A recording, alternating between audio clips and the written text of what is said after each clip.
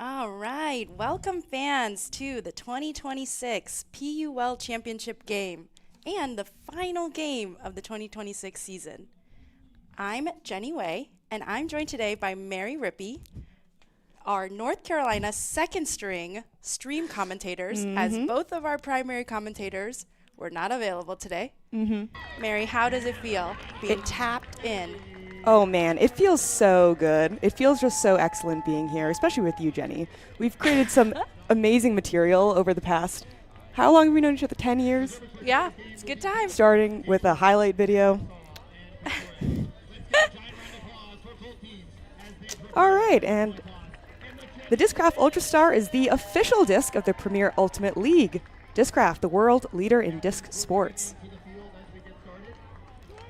This live broadcast of the Premier Ultimate League is brought to you by Breakmark Ultimate Apparel. Go to breakmark.com to place your next custom team order or check out the PUL Athlete Collab shops. And thank you to Salt Athletic and Athletic Brewing for partnering with us this championship weekend. We encourage those who are watching on the free live stream to donate with the QR code on your screen. Hi, fans. We're so excited to be here. Big moments for both teams playing and also for us for stepping up on the stream. Mary, what did you notice between the two teams playing yesterday? Obviously, both of them had shutout games against their semis opponents. Like anything you saw, what did you think about the two teams advancing? Yeah, I mean, I thought there were some absolutely electric moments out there. Between the two teams who are playing today, I think we can expect both to lean heavily on some of their stars, but I don't think we can understate some of the contributions across the roster as well. So, looking at Philadelphia, I'm thinking Faye Epstein, Sarah Hiranet, Chelsea Semper as well, Zoe Costanza, all having really excellent games that just opens up the field for the rest of the team. And then looking at DC Shadow as well, you have a lot of contributions from the D-line. They're an excellent defensive team. Amanda Murphy is one to watch. Jackie Wong as well.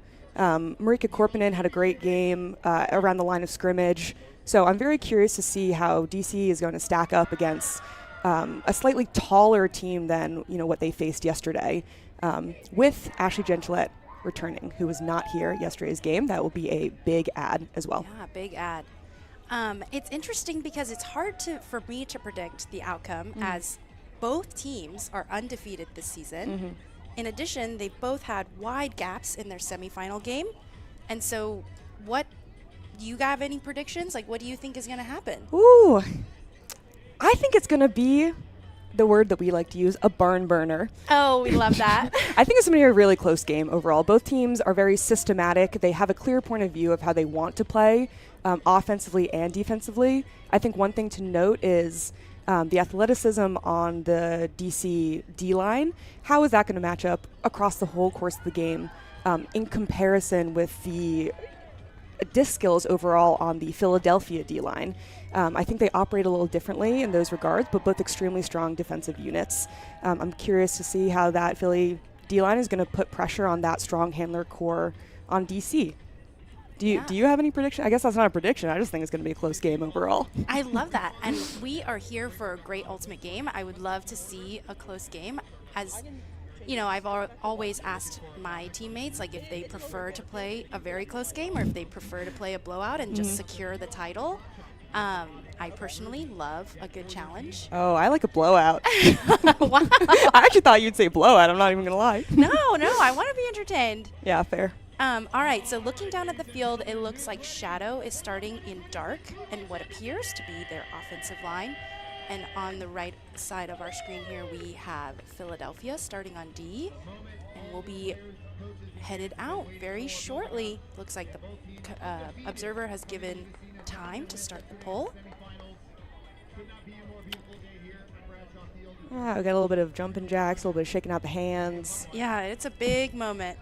Pull goes up from Philly, landing right about 60 yards down the field outside the end zone. Quick give and go, moving it up the field. A little go play to the break side from Shadow. Nice reset. Looking downfield, wide open in the middle, Oh. but just too low for Allie Wallace. Philly with an opportunity to break in the very first point of the game. Oh, resets all guarded. Great defense by Shadow on the flat side of the field. Disc in the middle. Looking like a bit of a force return or force middle here. Flat mark, Lindsay McKenna with the disc. Philly actually started right on the 50-yard line, now pushed all the way back to the 30-yard line. And one thing Philly has been totally fine doing has been waiting for those shots to develop instead of forcing them. And now you see the turnover all here. Wow, and a quick shot to the end zone. Is it going to work? Just too far outside the receiver's reach. Philly with another opportunity to break on this first point here.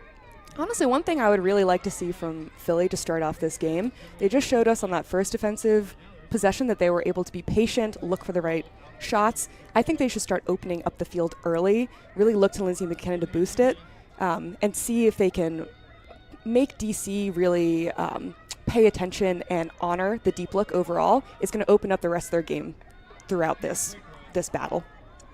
And just as you said that, an opportunity to throw a backhand huck. And instead, a turnover short field for DC. I am a big fan of long field turnovers. Me too, honestly. And if you give me a backhand huck opportunity, I think that's going to go, whether it's a good look or not. Great block. Wow, a really high turnover first point. Yeah. Not a ton of wind right now in the stadium. Wonder if it's just some first point jitters in this championship game. Pretty nervy overall. I would Lindsay take that, McKenna. Lindsay. Yeah. Shoots deep. Oh, the defender catches up, makes great ground.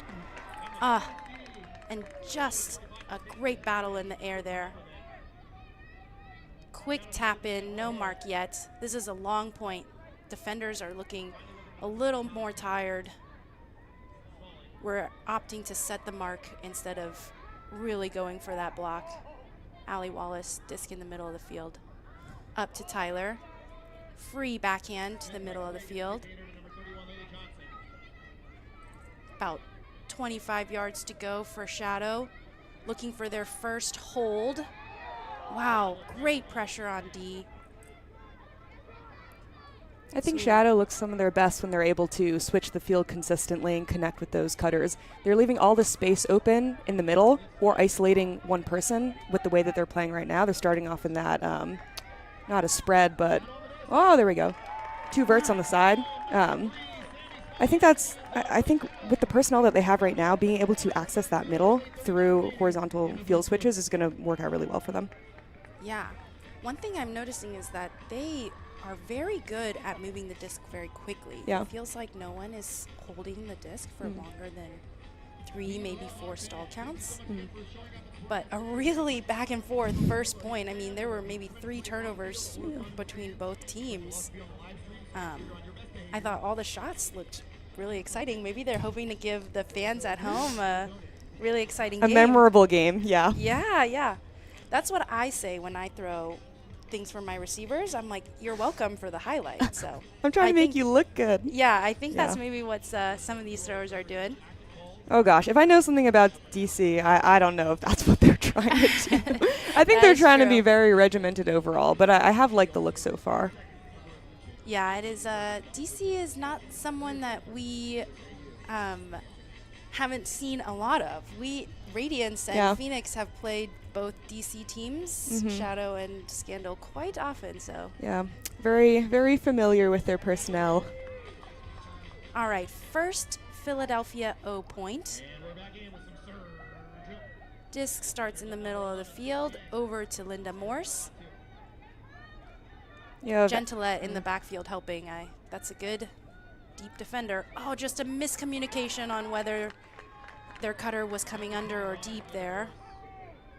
And I think this is what we can expect to see throughout the course of the game. You're going to have defensive tenacity, defensive pressure from both teams, one-on-one, and great catch. Wow, great catch. Is that the intended receiver? Ah, just a little too far. A conservation of greatness moment there with Perhaps. a great catch and just a little too rushed of a throw. Philadelphia got 70 yards, 80 yards to go. Lisa Dang with the disc. Oh, a little too high for their receiver. And a quick turnover. DC with an opportunity to break just 10 yards outside the end zone. Break throw to Beans. Will it work? Oh. Possibly a foul called or a call on the field. Based on hand motions, I think that is a foul called. You know, Beans, she's only got one good shoulder, so. That's true. That's so true. And yet she looks still like is no call. potent a defender. The amount of times I've been skied by Beans for someone much shorter than me. Lisa Dang on the flat side. Looking for the middle. That's going to work. And I think if Philly is looking to really win this game, they're going to need to get the most out of Grace Maroon that they possibly can.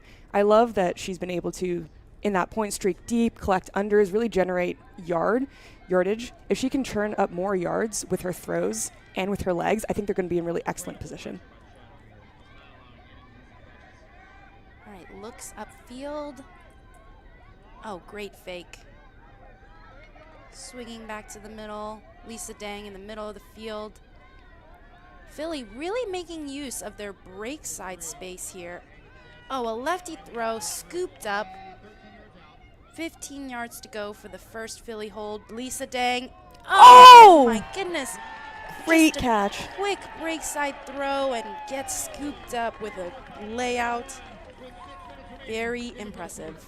All right, so both offensive points with multiple turnovers. Does that surprise you for these two teams? Honestly, not really, given where we are in the game. The defensive pressure is so high, and they've clearly scouted each other quite well. I think this is kind of to be expected. I do think it'll dial in further in the game as they start to get better acquainted with each other. And when you play Ultimate, how do you feel about your team starting out on offense? Is that a lot of pressure, or do you prefer if you're able to get out there on D and shake out those legs, shake out those nerves? You know, as a D-line player, I actually enjoy the O-line to go out there first, dip their toes in, see what's going on, so that I get a better understanding, selfishly, of what is to expect. If I'm a coach, honestly, I know that we want to, typically teams want to start off on D. I like starting off on O. You know, like, if you get that hold early, then you're up the whole rest of the game. And I'd rather maintain a lead overall. So either way works, just depends on what side of the disc you're on, I guess. Yeah, looks like maybe a timeout called, or a heat timeout. It is right about 85 degrees out here in North Carolina. There is plenty of sun, though, so I'm sure it feels very hot on the turf. The fun thing about this stadium is that the turf here is made out of Wood chips. Yeah, so it's certainly less fun to lay out on. Yeah. A lot of unless you want to look scratches. really gnarly. Some Yeah. people want that, you know. Yeah, and we've already seen multiple layouts this game, so those players will be suffering later in the showers probably. But the good thing about this turf is that it's probably not as hot as some of the other black pelleted rubber turfs. Yeah, those are a bummer. I'm trying to see. It looks like most people have white cleats on, and I promise that makes a difference.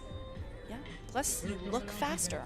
Do you really think that? I actually think if you wear colored cleats, you look so... I remember when we played college together, I remember breaking out these, like, bright orange cleats, and someone said, Mary, you look so fast. I can barely see your feet moving. And I was like, it's the cleats? I knew it. Okay, so noted. I think we got to get back. Right now, people are really into this black and white, like, cleat situation. Yeah, Got bring to out get the back colors. to colors. Gotta bring out the colors. And that is the most important thing we can talk about right now at PUL Champ Week. All right, so looking at these 2 holds. At what point do you really start to feel the pressure of needing to hold and needing to break? I know it's first quarter. We've got 6 minutes left. Do you feel like there's like, if you were a coach, are you like putting out a kill D line to try to get up a break early, or do you feel like it's okay to just hold back and forth first quarter? I think there are different philosophies around this. I think it's okay to hold back and forth the first quarter. You're still figuring out the other team. You're still getting your legs under you as well. I think it's totally okay to let this ride for a little bit longer. Yeah. Interesting saggy D for Philadelphia that generates a really short field turnover. Philadelphia just 15 yards outside the end zone, hoping to catch their first break, as we were just talking about how we might allow holds all first quarter. 5 yards out. Looking to swing, disc almost in the middle of the field, over to McKenna. A little handler give-go action. McKenna taking off. Looks like maybe a travel called there, just a little too quick. You can feel the energy with the way that they're moving right now. There is definitely motivation to get this one in. Yeah, certainly.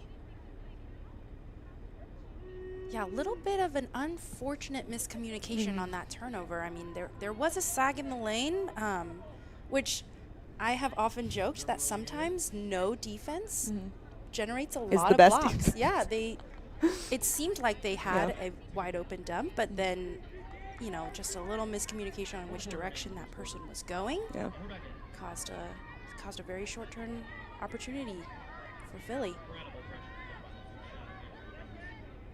All right, almost on the break side. We're faking that backhand break, opting to take open side dumps, and a timeout called. I think that is a great moment for a timeout. And here, I mean, you've got, 25 yards to go? Do you put in your O-line? Yeah, I think you get a fresh pair of legs out there. They just spent the entirety of this point grinding, as well as in this end zone set, without gaining much leverage overall. I think you wholesale right there. Maybe keep McKenna in, quite honestly. It looks like she was fresh. But I think you wholesale there, get something set up, and go from there. All right.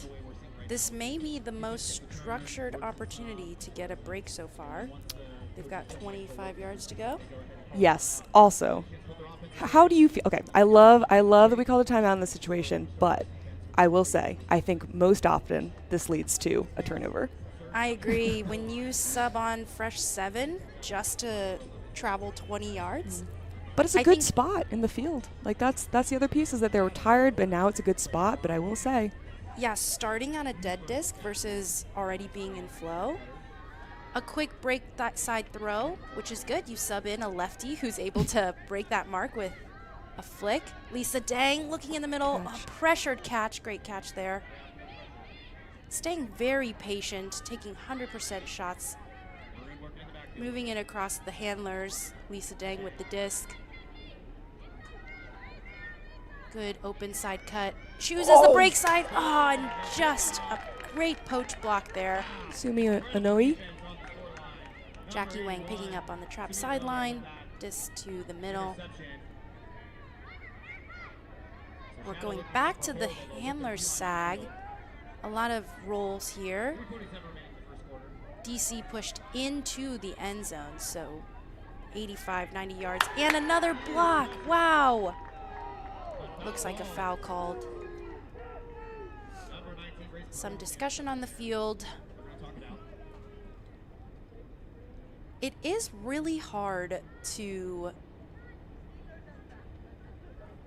get a block from the outside shoulder there. Doesn't stop me from trying, J.A. But you're right. Anything. Looks like it's contested, so disc going back. I will say, I agree with you there. It's really hard to get a block on the outside shoulder. That being said, being able to add that pressure overall, like that's still not a bad outcome. You make them reset from a dead disc position, and now they're probably going to gain less yardage than they would beforehand, and they had to burn timeout. So, good job, Grace Murray. Wow, another timeout called. So would you say that both teams are really looking to punch this point in? Oh, yeah. It's only 1-1. That's Yeah. so wild. And I mean, that's, first quarter, they've elapsed just over 8 minutes. Yeah. And 2 timeouts called so far just for this 1 point. Sometimes we play really long points at practice, and one thing I joke about was, and that was worth 1 point at the end of it all. But it was worth so much more in your character, like what you get out from it, Right. Yeah. That's why we play the game, right? That's not why I play the game.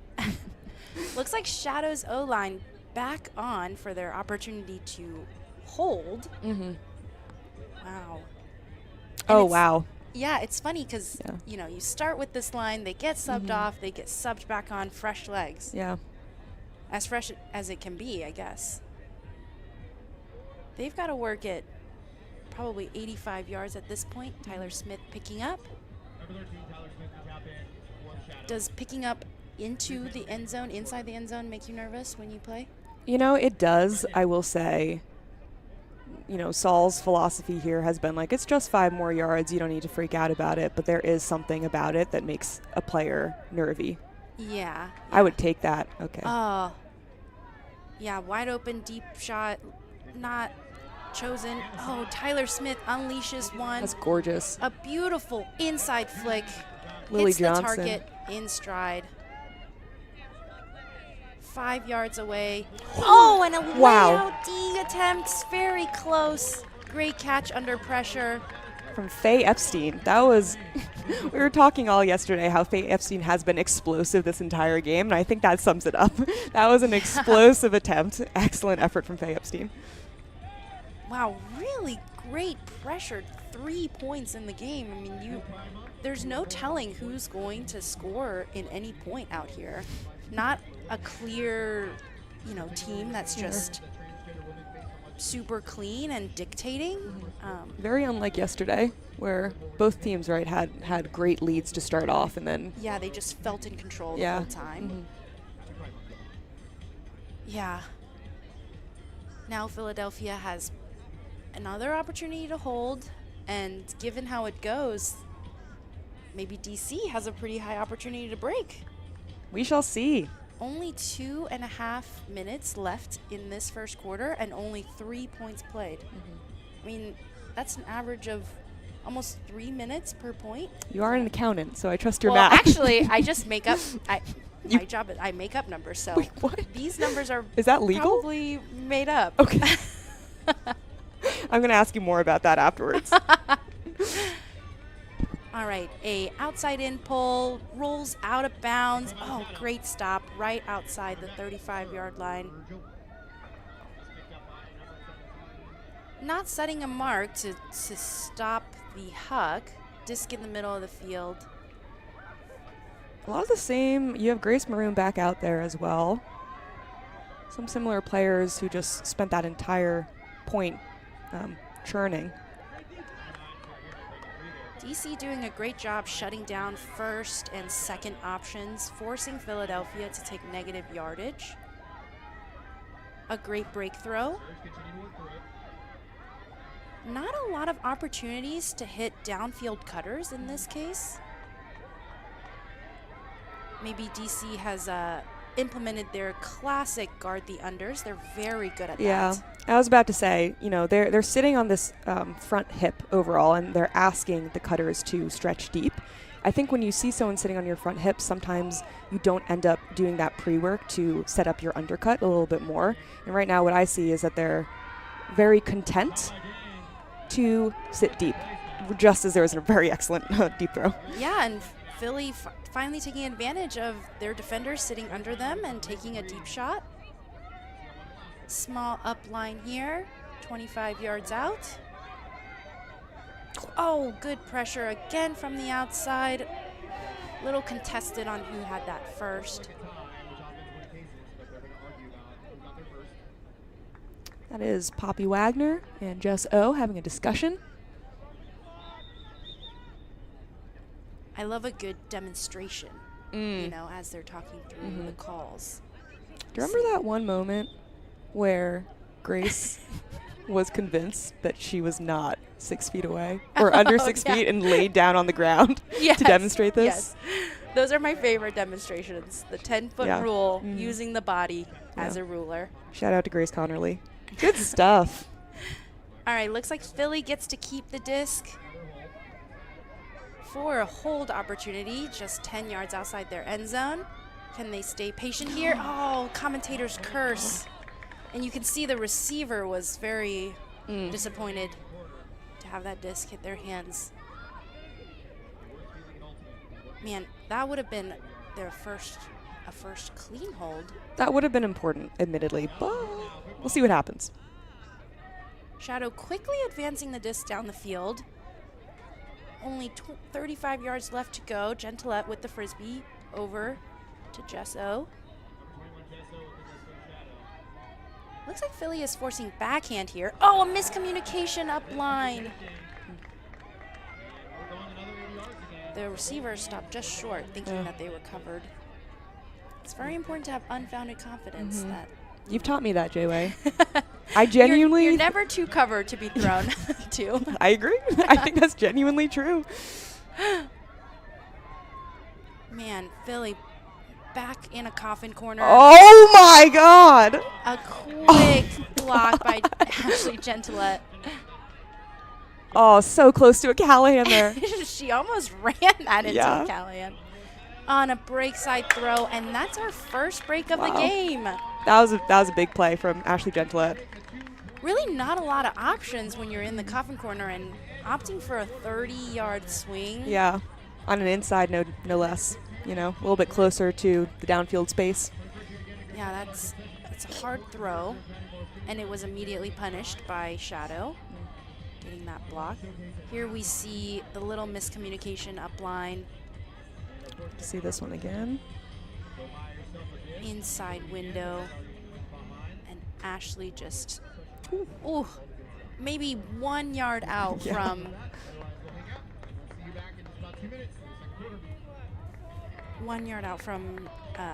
Almost a Callahan, and just a quick break throw on the flick side. Thank you so much for a great first quarter, Mary. I think we're headed to a break, and we'll be back for quarter number 2.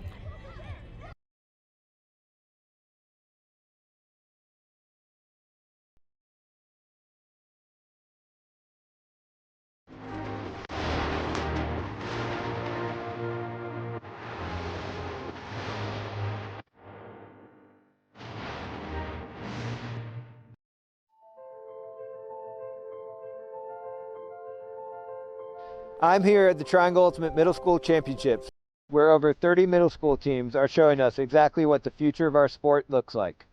Local, accessible, youth ultimate. At the Ultimate Foundation, we envision a world where everyone has the opportunity to experience ultimate as a sport that inspires integrity, relationships, and belonging. Founded in 2014, we are the philanthropic arm of USA Ultimate. Our funding priorities are focused on fostering access, growing youth ultimate, investing in local communities, and supporting the Girls Ultimate movement and the Del Rico Johnson Fund. Our mission is to fuel a future for ultimate that is accessible to all backgrounds and identities by supporting USA Ultimate programs, partners, and communities. Let's stop sitting on the sidelines. Let's make the ultimate difference for the next generation.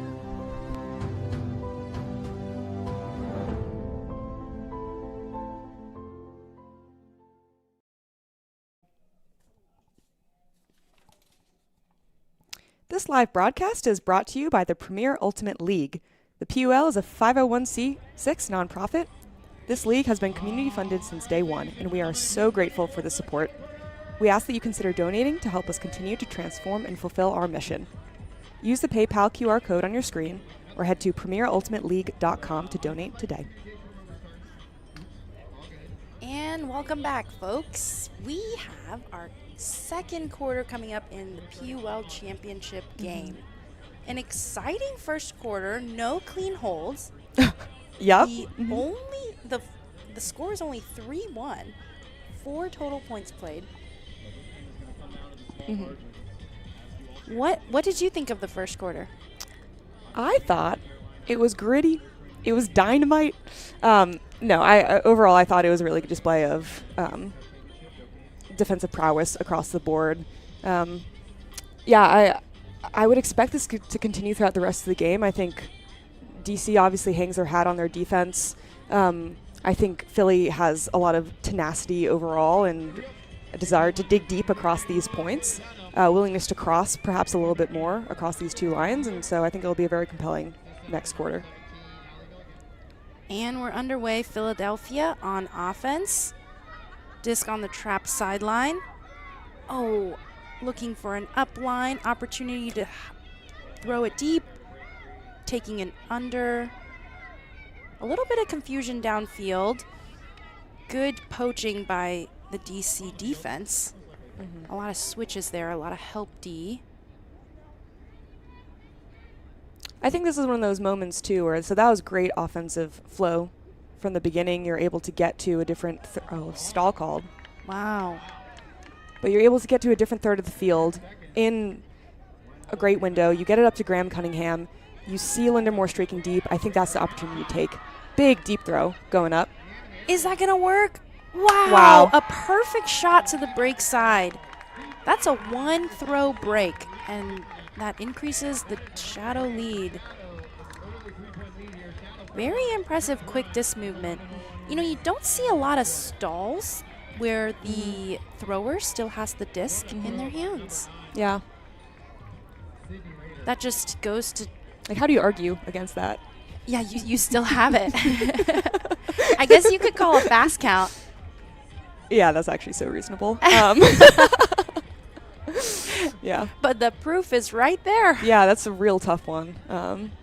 But very impressive throw by Sydney Rader. Picks up the disc, sees their receiver onto the break side.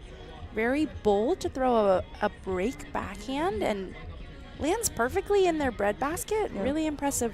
And I think for that to happen too, you need the rest of the team to be on the same page of giving that player the opportunity to take that space overall. Korpinen's a really good target. Executed quite well. Yeah, and that increases the lead there.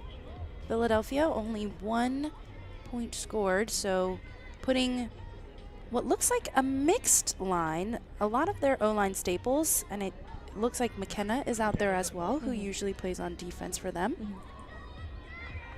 So let's see if they can hold. Yeah, I think adding a little bit more firepower along with Grace Maroon here, Linda Morse. I think that should help this offense.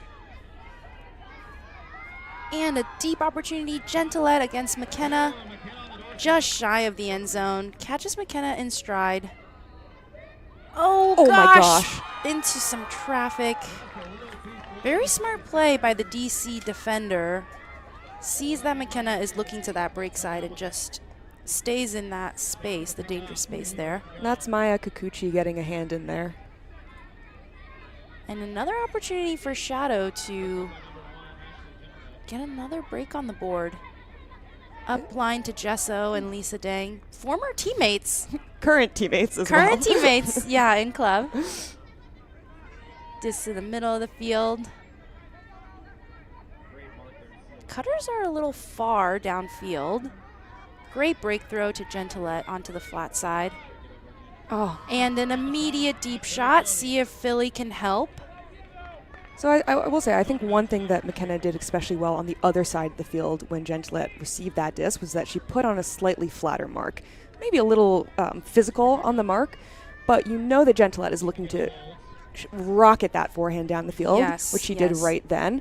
Didn't work out that time, but I think Lindsay is wise to that overall desire. Know the thrower, know your opponent, that's for sure. And just as we say that, she lets one loose. Oh, just a little too far for their receiver.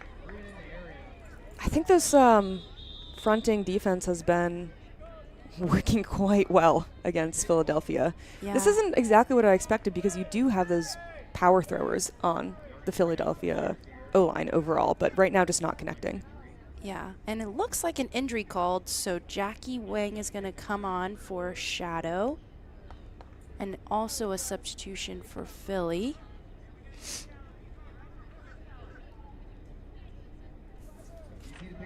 just to add some extra throwers to secure this DC break, put on a handler.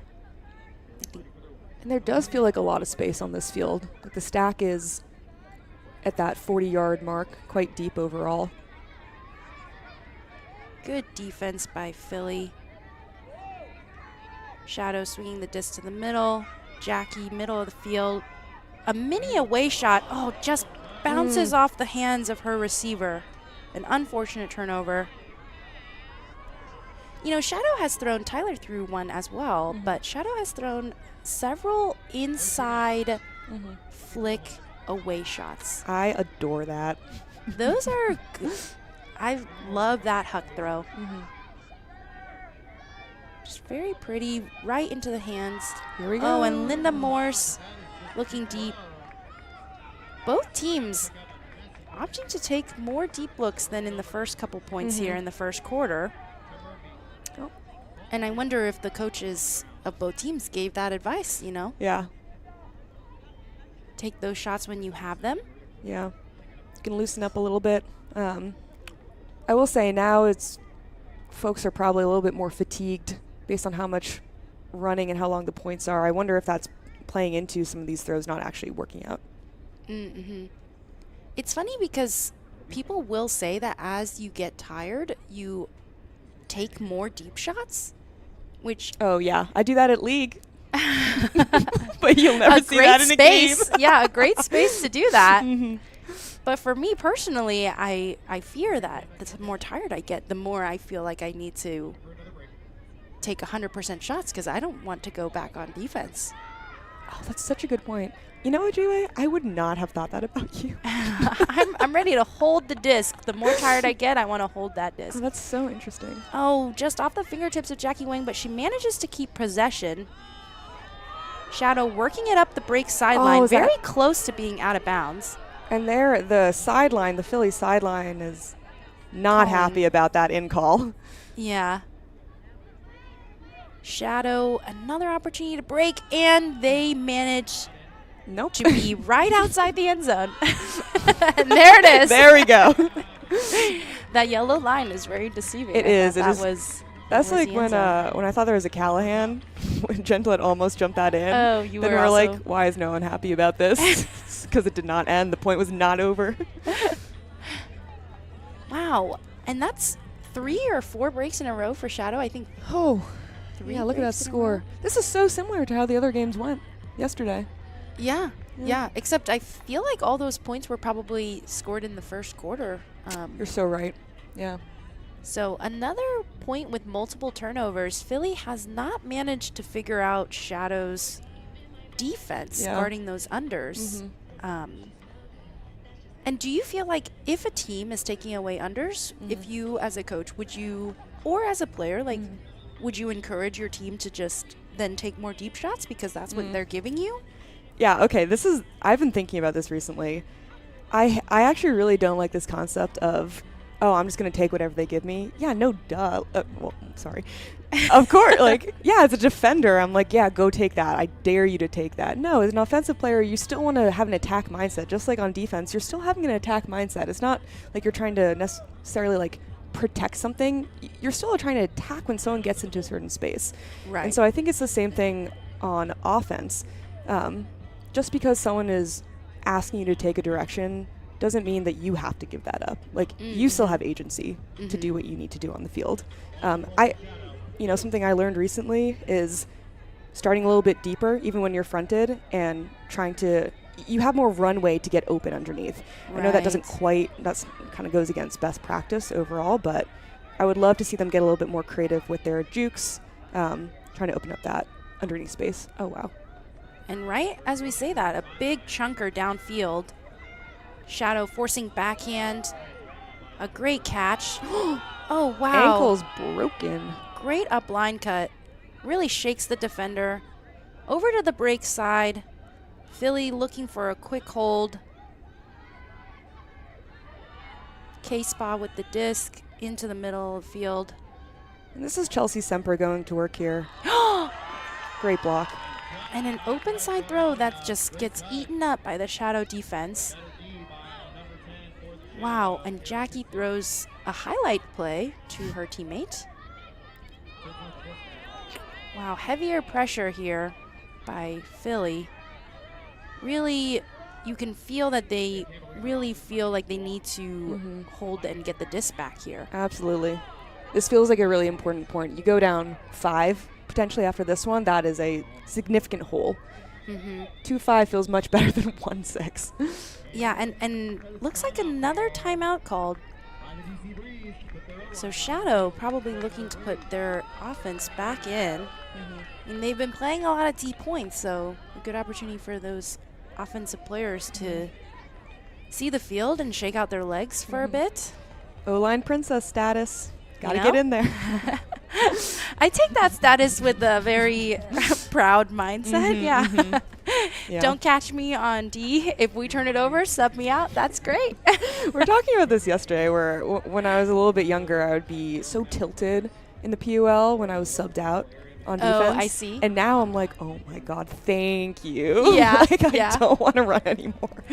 My favorite will be a shout out to Hannah Betcher, Okay. a Charlotte teammate of ours who has played on Radiance over the years. Her favorite go-to is she'll get a run through D and immediately start holding up her T sign on her hands, like telling our coach to call a timeout and get her out of there. She has done what she That's so was funny. paid to do, and she wants out. And that was a $20 worth block right there. I'll tell you that. Yeah. All right, DC heading back in on offense, looking for a vert stack. That's pretty far, 10 yards down the field. You have the crowd down here saying, throw that. And I agree. This is something that the DC offense has been initiating with before, where they initiate with the second in the stack. Great block right there from Lindsay McKenna. A scuba swing pass. You don't see a lot of those. Oh, I'm Picks into it up that. and immediately over to McKenna. And a great catch, sliding down. Oh, a hammer fake. That would be a first. Maroon into the end zone. And that's going to work. Woo! A Philadelphia hold, but with their D-line. And that's another timeout called where an offensive line gets subbed on and they don't convert.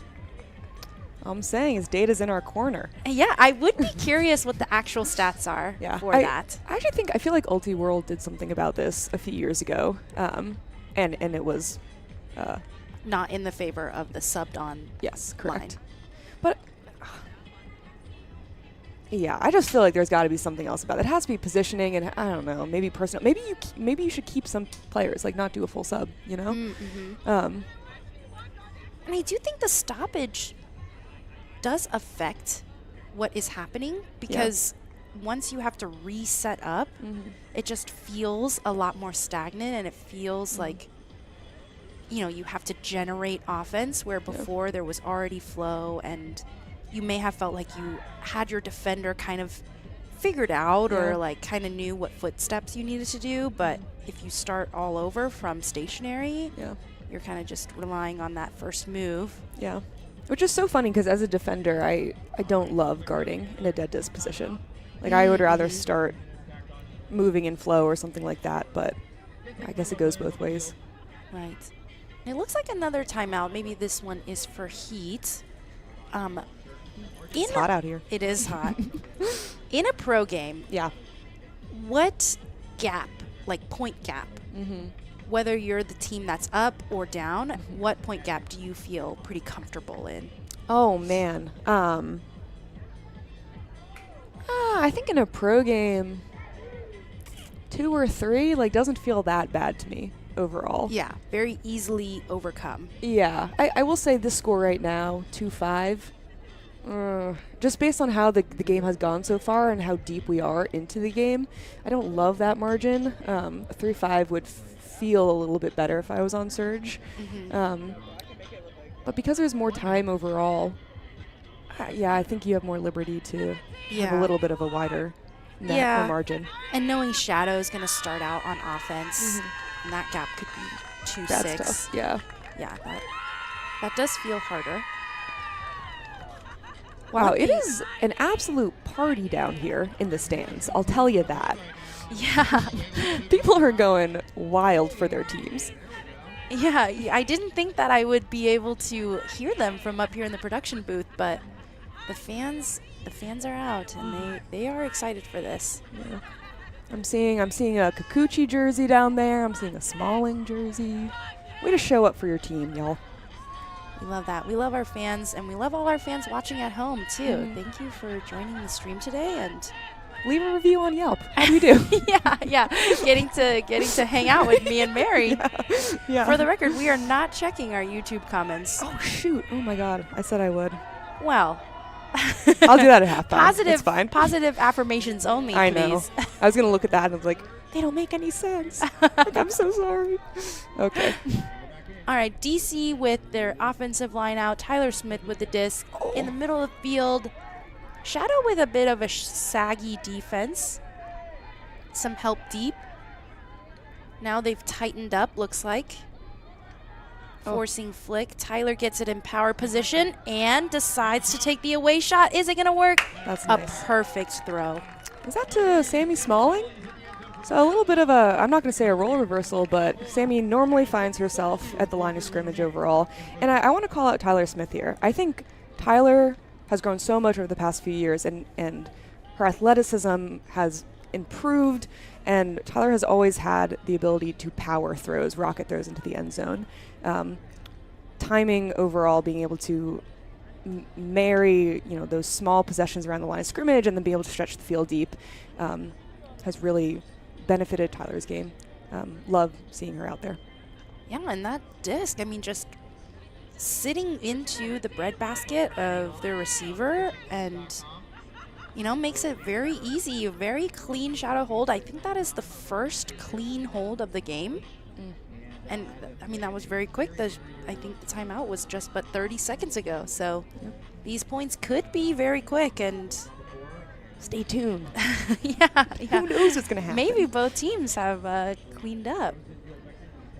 And as we get started, Shadow has their first D-line out. Jackie Wang with the pull. Sails right over half field, about 60 yards down the field. Unfortunate rolling back towards their own end zone. Lisa Dang picks up, centers the disc over to the flat side, and just too far of a break throw for their receiver. It's unfortunate, a little bit of a go play to the break side there, just too far. Yeah. And immediately Shadow gets to play offense. Jackie with an away shot. Oh, off the hands, but Gentilette is there to pick it up.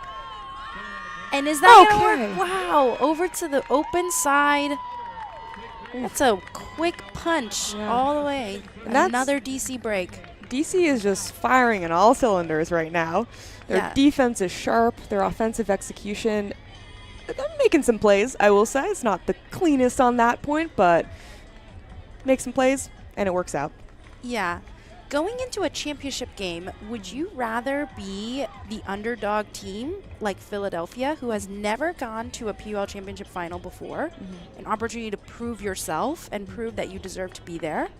Or would you rather be the reigning champions, but an opportunity to lose that title because you just won last year? I don't want an opportunity to lose a title. I always appreciate playing from more of an underdog position here. I also, if you know Philadelphia sports fans, they are passionate fans overall. So I would rather be in Philly's position right now. I wouldn't want the score to be the same, but overall, I would rather be in Philly's position. Going into the game. Going into the game, certainly. And even now, there's still a case for a major comeback. Yes. I believe in these players on the field to be able to execute overall, and they have, I think, the heart and the desire over the past few years of not necessarily getting to this point, but having the talent absolutely 100%, and the team structure to do so. Yeah, I definitely agree with that. Looks like PUL landed just outside of bounds, so they will be able to take the disc to the middle of the field. The last 2 points have been very quick, just 1 minute total of time elapsed. DC with another saggy defense. maybe a wall with some person downfield. Yeah. Just letting the handler swing and That's move the one. disc. Nice. And an away shot. Receiver is trying to find the disc, and that works out. Over to the break side. Easy Philadelphia clean hold. Their first clean hold of the game. And, you know, I think DC's honestly happy with that point. That's exactly what they were asking the Philadelphia offense to do. They're fronting them aggressively. They're asking them to take shots on flat marks. Overall, I think both teams are pretty happy with that, but I think DC especially is satisfied. Yeah, and I think that was another inside flick, Huck. Maybe a little outside in. Maybe a little OI there. Or I don't really know what the intention was, but it got there. That's what's important. And the receiver in the end zone playing a little 2-on-1 offense, and the thrower still feeling very confident in hitting that receiver in stride. Well, I will say, I think and I do this all the time, love to face guard. But when you're face guarding, like if you're able to throw it to the layer past the defender, there's not much you can do to react overall. And I think that can be a very wise approach, is to make that throw anyway, knowing that the reaction time is probably not going to be there. That makes sense. I feel that the only way I can guard unders is if I face guard. Yeah. Otherwise, I'll be too focused on where the disc is. A great pull all the way down the field. Shadow makes quick work to center and move it up. Philadelphia also doing a lane sag with some tight person D downfield. Both teams trying to take away unders.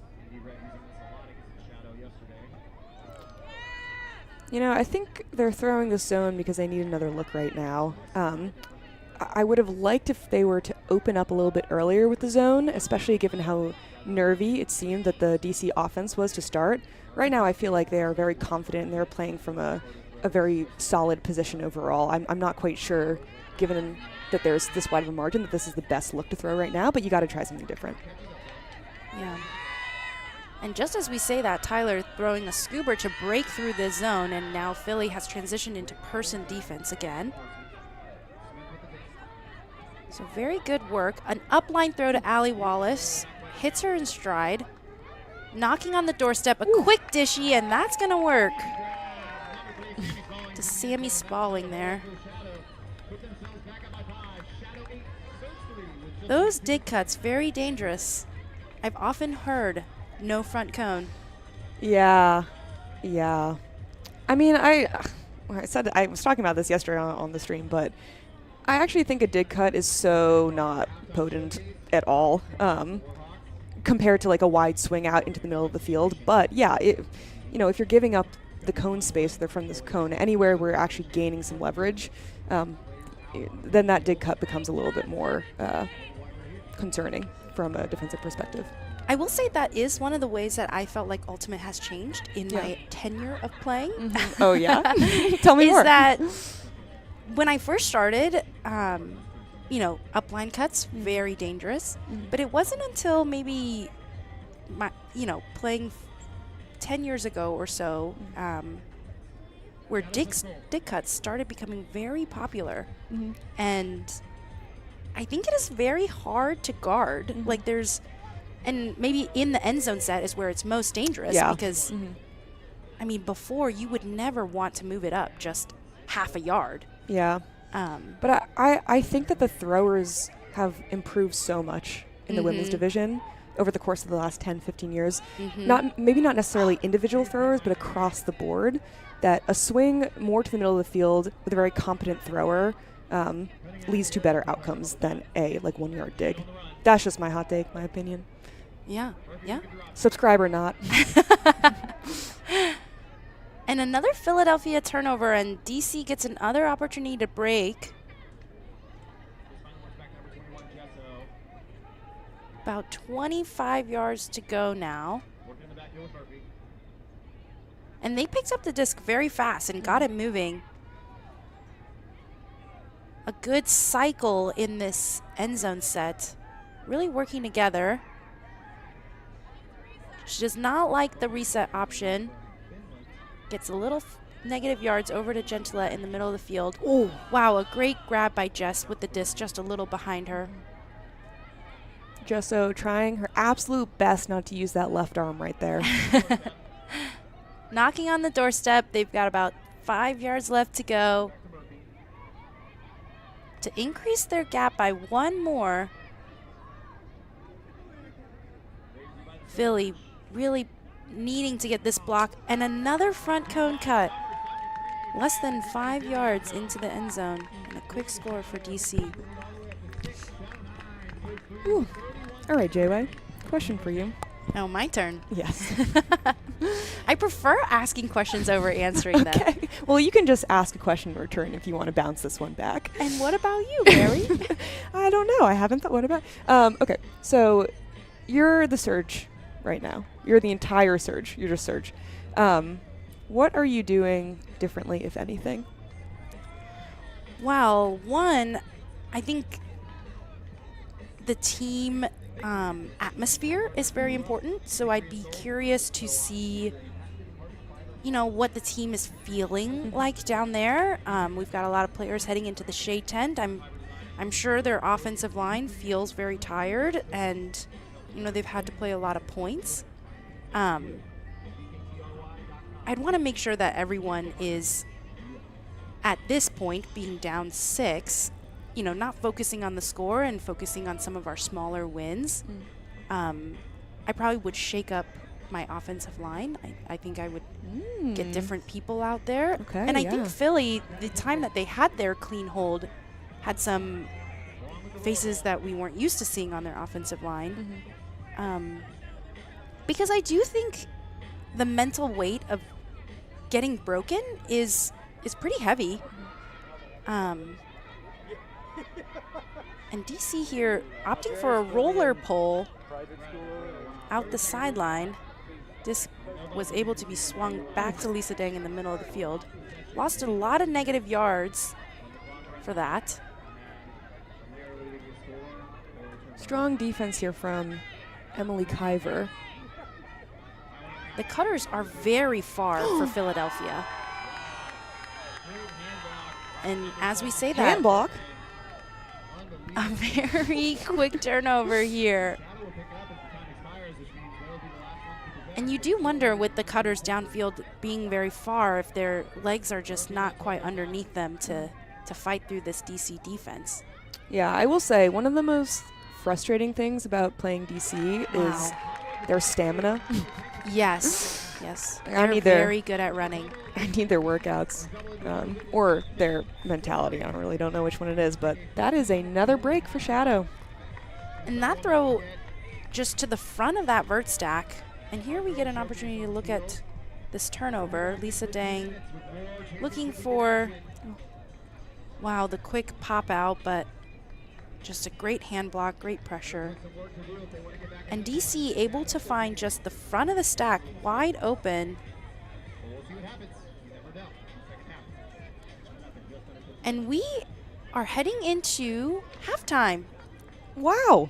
I didn't even realize the clock. I was so excited about what was happening on the field.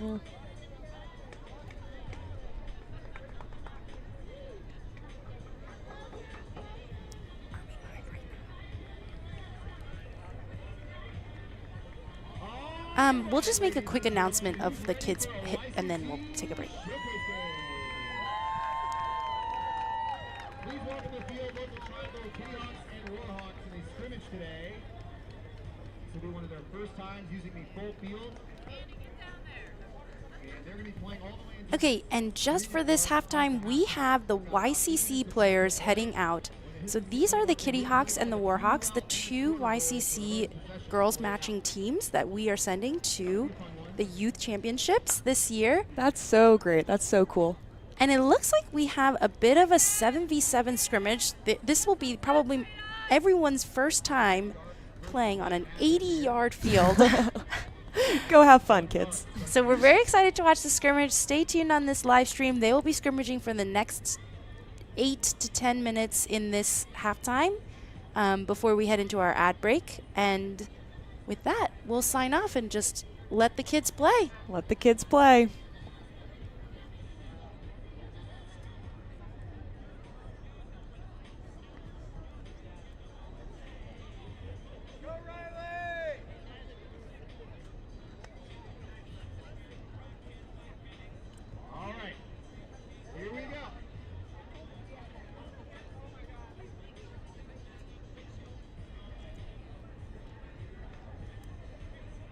Great pull from White.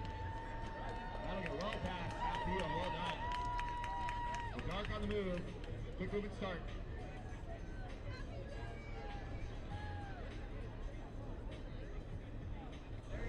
Starting off with a 332 stack. And the shot over. Boom! Broke it up. Great work by White. The White pick up here. Working out the sideline.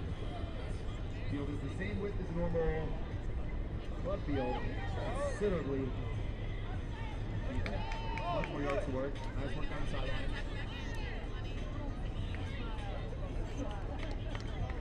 Finally off to get it off. Big unit number 2. Oh, and just through the outstretched arm. That's a nice cut. Dark to pick up, looking for the hold again. 6 minutes remaining in regular game time.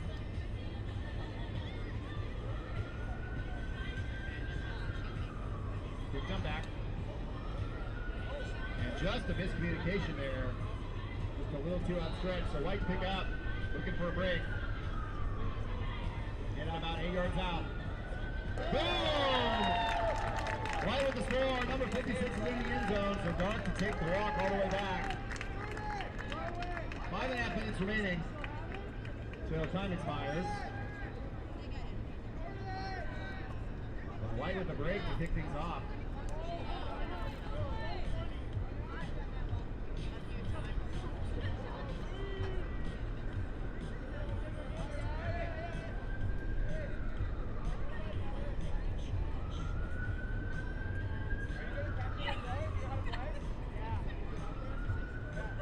All right, so Dark and White to reset.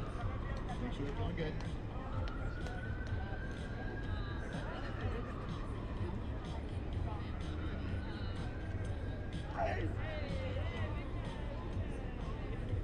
All right, here we go. White to vote, up 1-0. Just under 5 minutes to play. Again, we're going through possession, your standard PUL and quarter rules. And this field is much longer than the normal youth field. Although it's right. Beautiful pull all the way up to the 30-yard line. Dark down the attack. Set up with the standard first stack. Beautiful setup over the break side. And the shot. Will it fade it down? No. It's a good look though. Had 2 downfield receivers. So White to pick up.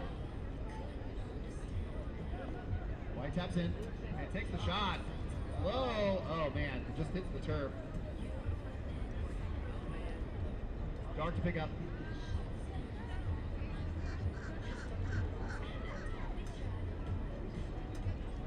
Dark pretty stagnant downfield. Probably gets some movement. And grabs it, but I believe that is...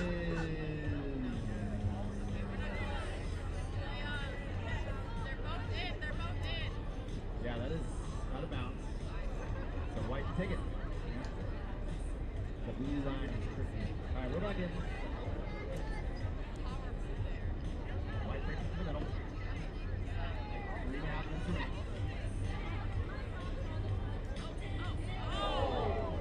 And great pressure through.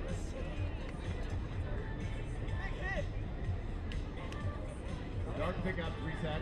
Looking to tie things up 1-1.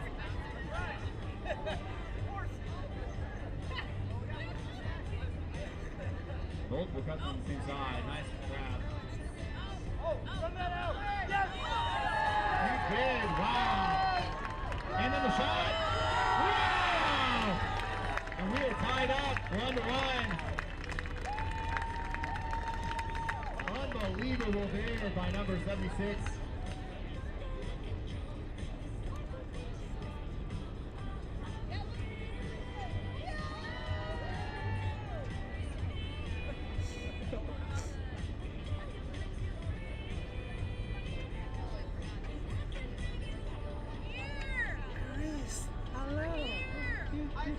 Great work by number 76. Lost the lead.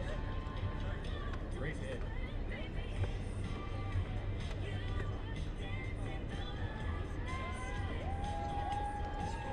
Great job. tied up 1-1. Dark sets pull the white. Just under 2 minutes remaining in time. And no buzzer beater here. We'll play it out once it hits the 6-minute mark by possession. Nice pull. Whites pick up with about 50 yards to go. Perfect spot. Nice grab. Make sure you tap in on the blue. Wow! And what a relay and the shot through! Boom! White has done it! They did need to tap it in on the blue line though, I think. Yeah. So did get caught inbounds, but needed to get tapped out. Or are they talking out wasn't out enough? Up here it sure looks like it was in, not tapped in. Electric play though. Just under 1 minute remaining. Alright, so White to maintain possession. Tied up at 1-1.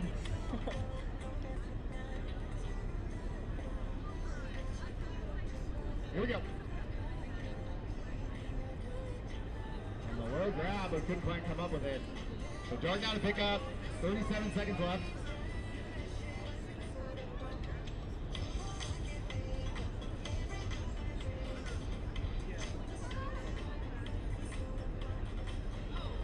Oh no!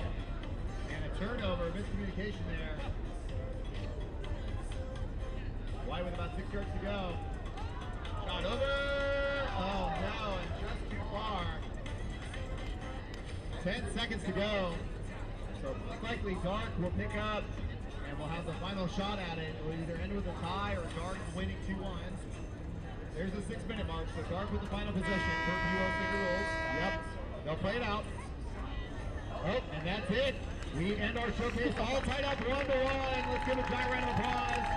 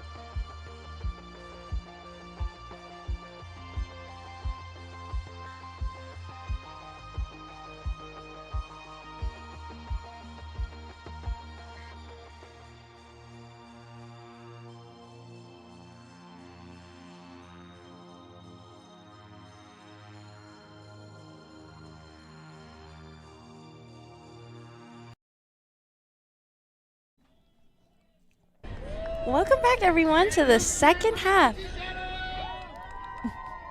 of the championship weekend finals game. Funny thing, we were reading the YouTube comments during halftime, and we did get one request to have more shout-outs to players and to talk about stats. Narrate that game, you know? Yeah. Heard. Mary and I, we take feedback very seriously. Yeah. As two professional athletes ourselves. Yes, that's true. Unfortunately, we did get tapped into doing this morning, so we will try our best, but we may not know everyone's names. But some fun stats that we did look up during halftime to, try to implement said feedback, is that Shadow here has the most goals scored for the league at 122 goals. They also have the most breaks at 56 breaks across the regular season. Which is not shocking based on what we've seen and how they hang their hat on their defense there. Yeah. What is maybe a potential shock is that Philly leads the league in the regular season in their hold percentage. So they're at 84.2% hold percentage, and they have the lowest number of turnovers overall. Wow. That is a testament to how this game is being played, though. So you have this extremely potent offense being tested by extremely potent defense here as we just start the second half. Yeah, DC Shadow on offense. Makes quick work upfield to the middle of the field. Looking for Tyler for the reset. Tyler has the disc over to the close sideline. It's over to Lily Johnson there, hitting Kat right in the middle of the field. Kat Ritzman. Looks like Surge is playing a little bit of force middle. Knocking on the end zone. 10 yards out. Kat Ritzman with the disc over to Allie Wallace. Staying in that force middle, so finds the middle of the field just shy of the end zone line. Ooh. A break throw to that front cone. And another hold for DC Shadow. Clean. Very clean. One possession. And that's over the mark of Lindsay McKenna, too. Very nice break throw. Really challenging mark to break. So just goes to show that DC is very much in their element right now. But we're going to see what the Philly O-line has in store for us.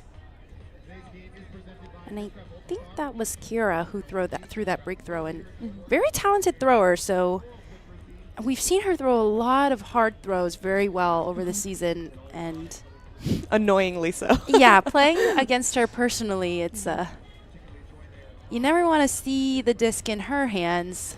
She's very dangerous on the field. All right, so walking out to this Philly O-line here, we have Sarah Hiernet, has been a staple for the team this year. We have Lisa Dang supporting as well, Linda Morse, Lindsay McKenna, Sarah Liang, Grace Maroon, and I'm missing one number over there. But overall, a little bit of a mixed group in terms of who tends to start on defense, who tends to start on offense. What do you think is going to happen here, Jay? Well, I'm hoping with a little mixed lineup, which I'll say it, I guess that was my recommendation in the first half. I swear I didn't call that down to the sideline, but hoping for a clean hold here. McKenna starting out in isolation, and they choose to take it with a lot of poaching from Shadow, so that did not work out. And a deep throw to two unguarded people in the end zone, and that is going to work. That hurts if you're a Philly fan, admittedly. I love the trust in McKenna coming underneath, but, poach in both of those open side lanes as well as a bit of, was there a handler sag? Nope, just poach in both of those open side lanes makes that throw very challenging to complete overall. And that may have been bookends. The score there, number 73, Maya Kikuchi. This is her first year on the roster, and she playing on a big stage in the finals with the composure to catch a blade. Kikuchi has had a really great tournament so far. It's on this DC D line. Love seeing her length overall, really pressuring on the mark, and then the ability to just streak deep after the turn. That is, you always need a fresh pair of legs there. And also, I do want to call out, last name Kikuchi, we have a teammate, Emily Shakuski. And there's another player on another team that has a very similar name. So I would just like all of these players to get together and just talk it out. Who's going to be the Kikuchi Shikuski of the world, you know? Very important stats to keep for the primary Yeah. ultimate players. So Surge back on offense, over to Linda Morse on the flat side. And another away shot by Linda. Is this going to work? Wow! A great grab That is a dynamite play right there. That's sick. right outside the end zone. And Philly gets to hold. I think that's number 7. Faye. Faye Epstein. We definitely have not said her name as much as we could have during this entire broadcast right here. But yeah, talk about a really key player to this Philly team who was not necessarily considered, just by namesake, like a Lindsay McKenna or a Linda Morse, but Faye Epstein has been putting her stamp on the game for sure throughout the entire course of not just this tournament overall, not just the championships, but throughout the entire series. Yeah, and definitely in the regular season. So when we were looking at Philadelphia stats, Lindsay McKenna has the best plus minus, but Faye right there in number 2. So she has certainly been making her mark on this team over the course of the regular season. And yeah, just over her defender, a really smart read. Really impressive. And Joey, have you ever done that before? made a smart read. Sorry, no. That seems so targeted. I meant like a really nice play over a defender. You always make smart reads. Wow, that sounded so rude. You know that question Sorry. that's like, if you were athletic, that's what that reminded me If you were of. athletic, yeah. Have you ever done anything good on the field? It's a good question. It's a joke because that's Jayway's huge strength. All right, DC starting out on offense, looking to reset. Tyler Smith hoping for a dig, looking for Kira. That's going to work. Kira with the disc. Upfield, trap Julie sideline. Harris here. Oh, and Kira with a nice shot into the end zone. And that's a DC hold, totally clean to Katina Russell. This is Katina's first year on the roster as well. Yeah. Also, we have someone in the comments saying Katina Russell about to take over in the third quarter. So, is Ooh, this we'd the love beginning? to see that. We love all these rookies for Yeah. the first time on the team, taking those stats down.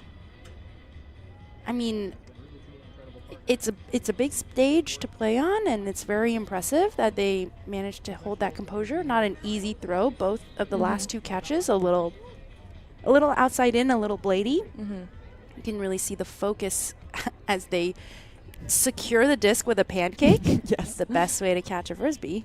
Some would say.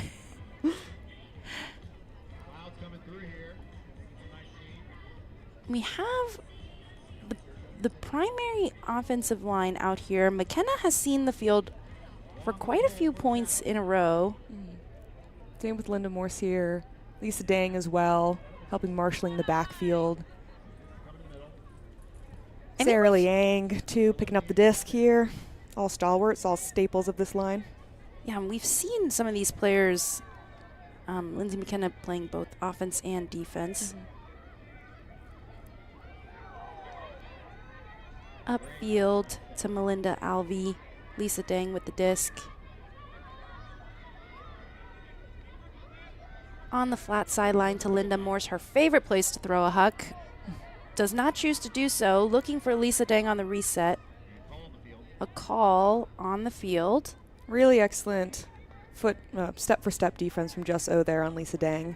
Obviously, there's a lot of familiarity between those players, but it still doesn't take away from the fact that you're sitting underneath the player on the flat side, able to go step for step and then push them downfield where they might not be as strong for the team. She's looking for Chelsea Semper on the reset. Back to the middle, back to Linda Morse. Finding McKenna. Ooh! And McKenna shoots it deep. You've got 2 shadow players, and that's going to work. And a great grab by Sarah Hiranet. Hiranet right there with a jab one way, jab another way, and then just break out an attack. I love seeing that. I love seeing when a player can gain separation, not just by running in a straight line. We get to see the replay of this great grab right over Jess O. Very well-timed jump there. An interesting decision, an away shot into the end zone. Oh, I love that. You love away shots into the end zone. No, sorry, no. I mean, I love... Is my coach listening? No, I mean, I love that choice from McKenna because, you know, you get to a moment where maybe you're on the far sideline there, but you're able to see that breakaway point when that offensive player actually breaks out into the cut and has steps on their defensive player. And even though it ended up being kind of tight neck and neck, I think if you're able to make that move as an offensive player, it's just a demonstration to the person with the disc that, like, okay, like, this is a good opportunity to do so. That's just my feeling. Yeah. And, I mean, it worked. It did work. Philadelphia also trying a roller pull out of bounds. Quick centering pass up to Kira. Looking for a reset. That is great defense on the really great right defense. I think that's Kat Ritzman with the disc over to Kira on the flat sideline.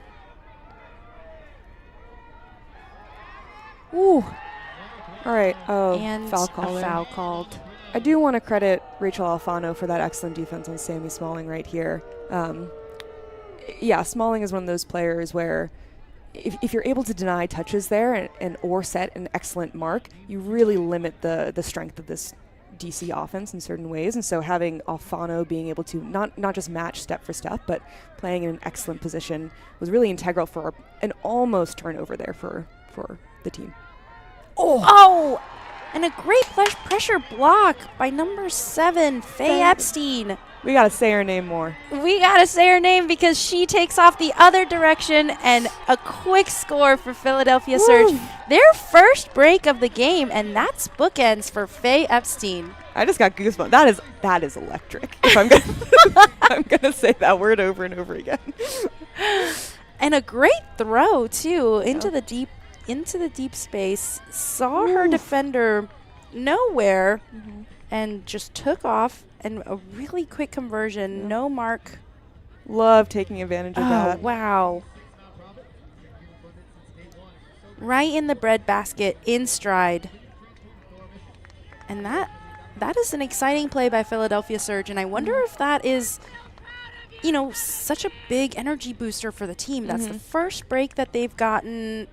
You know, maybe hoping that changes a little bit of the momentum.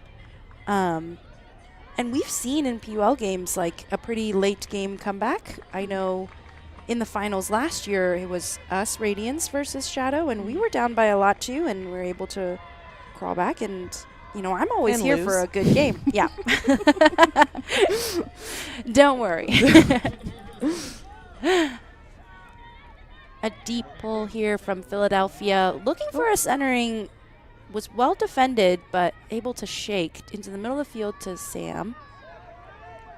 Over to Kira. Backhand force. Oh, my God. An easy poach block. From Chelsea Semper there. All right, I'm seeing life in this Philly team. We love the D. McKenna with the disc. Up onto the open side. To Liv Steinberg. Back to McKenna. Back to Liv in the middle of the field. Knocking on the end zone. And that's going to work. That's 2 breaks in a row. This time for Anna Harnage.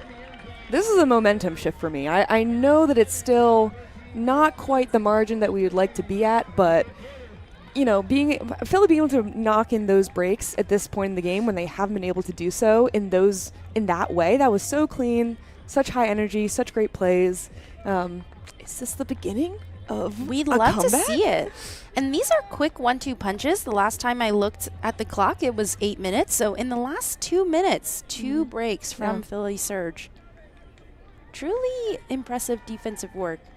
And do you think to some extent, you know, if you were Shadow, you were up 13-5 coming into the second half, like, do you think that you got a little complacent to allow those 2 breaks? No, I don't think necessarily. I genuinely think it's just excellent playmaking from the Philadelphia D-line right here. I think it's big Yeah. players making big plays in big moments. I also think for the DC side here, you know, they've had so many not close games over the seasons Right. that where this has probably happened in some way that I think they're feeling very comfortable. And right now you can see their D-line coming in out on offense, giving their O-line a bit of a rest. But I think the story here is more about Philadelphia rather than DC doing anything different. I see. Gentilette comes out on the Oh. field, immediately throws it deep, and that's going to work. That's a deep throw to Marika. Apparently not a real blonde. Wow, I would never have guessed it.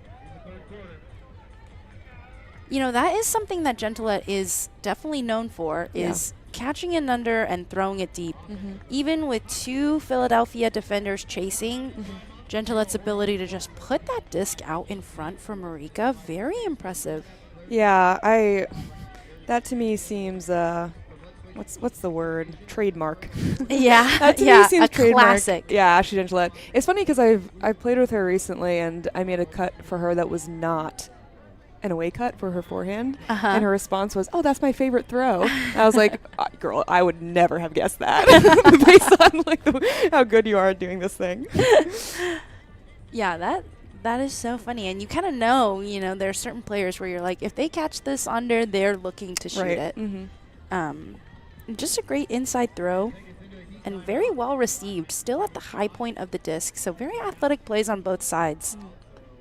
One thing about Marika Korpinen here is that, I mean, we've seen her grow so much over the course of these past 2 years, not just on defense, but also confidence on offense. I think the way that she moves, the way that she's able to pivot, even if, again, only been playing for 2 years, even if the disc skills aren't exactly matching her athletic capacity right now, her ability to pivot and open up space it really shows how the athletic background that she's coming from. She played D1 in college basketball for her entire career, many years, and you really see that playing out on the field. I was going to give you some crap about how you said she played D1 in college, and I was like, wait. yeah, that's what D1 is. Where else would you play D1? Oh my god, I'm so frisbee pilled. That's so crazy. Yeah, so fair. She played basketball. She I did played not know D1 that. in high school. Yeah, she played basketball. Wow, yeah. And I didn't know that she was from Finland. So true. That is really cool. Yeah, that is very cool. Good job being from Finland. Yeah. And we see almost the same defensive line that was just out on O come back for Shadow on D. We've got Jackie, Amanda Murphy, also known as Beans to Beefy us. Beans. Beefy Beans. Marika is back out there again. Sydney Rader, who is another North Carolina native. So at least 3 out of 7 of this D-line on Shadow here have played in North Carolina. Yeah. Sydney Rader taught me this classic, well, didn't teach me, but I just picked up from her. This classic move where you're sitting on the reset spot, 45 degrees up line, and you just hold your hand out slightly to make it seem like you're asking for it, and then you just go up line. And it worked for her so well in college. We love that. All right, Surge centering the disc in the middle of the field to Sarah Liang. Goes to the break side for Grace Maroon. K-spot, big backhand fake. Looking for a reset. Not there, so taking it deep. Is that going to work? Oh, and Beans, big beefy Beans, eating it up.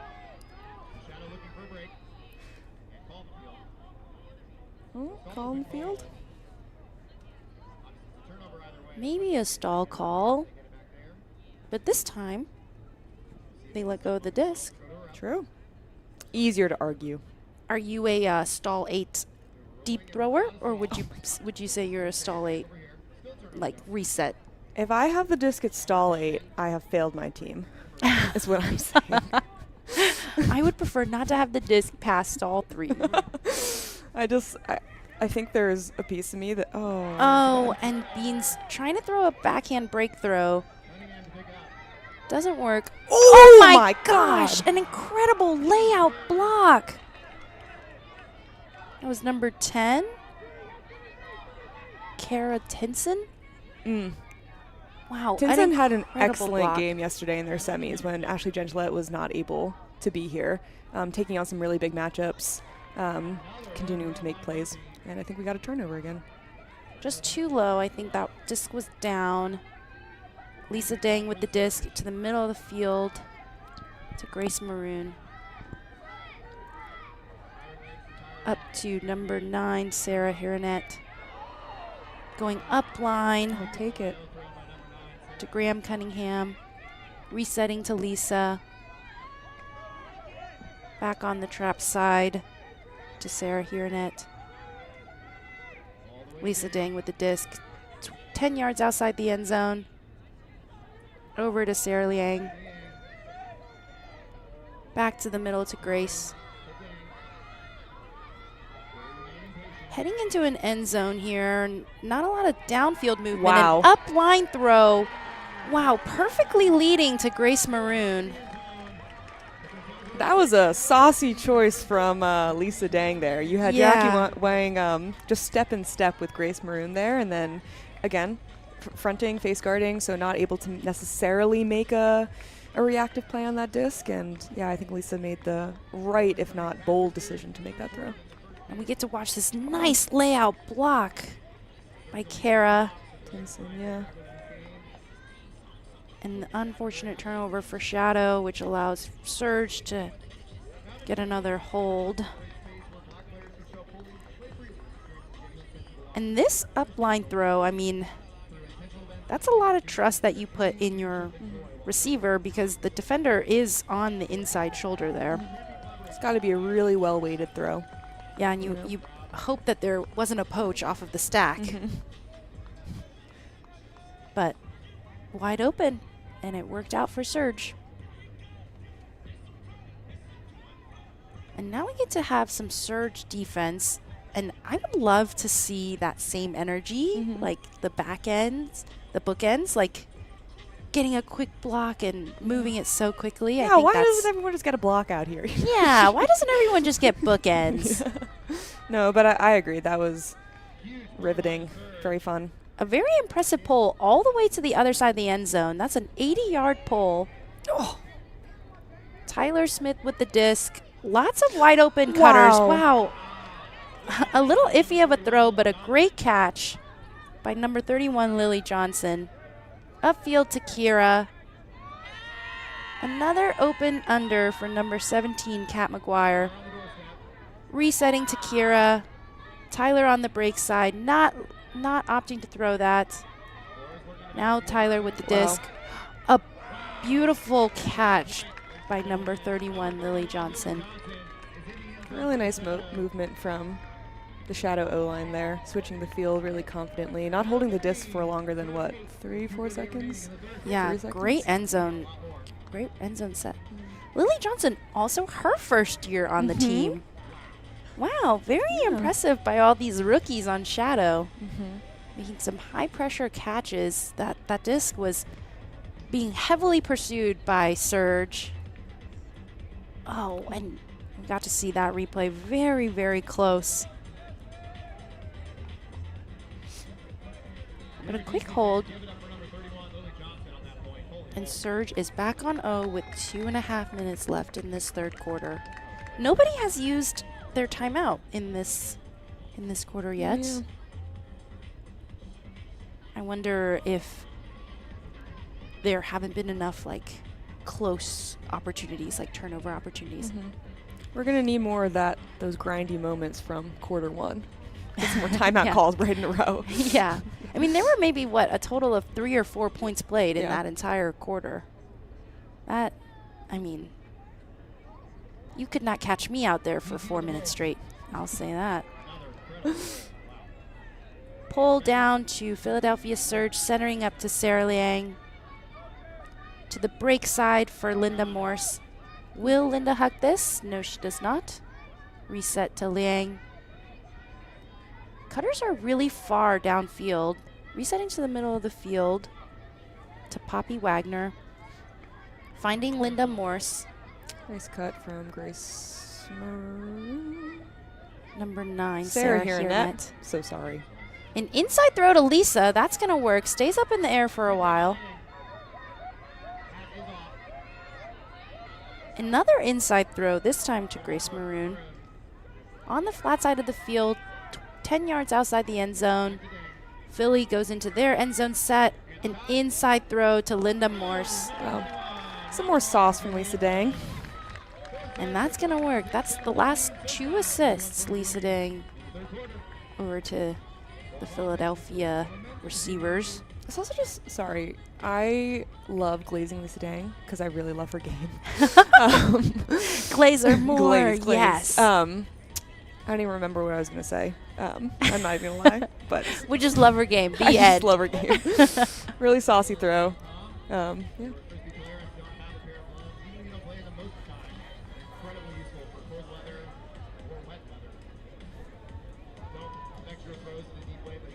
I wonder if at this point people are feeling the heat. It was definitely starting to heat up probably right around 11 when the game started. I mean, in Yeah. North Carolina, you can never, Getting there. yeah, it's up to 87 now. Gotta find I was going to say the dew point. That's not right. And luckily for both teams, we played some pretty early semis yesterday. Yeah. So the last semi was at 3 p.m. So everyone was done by, 5:30, and they were able to get dinner and go to bed at a reasonable hour.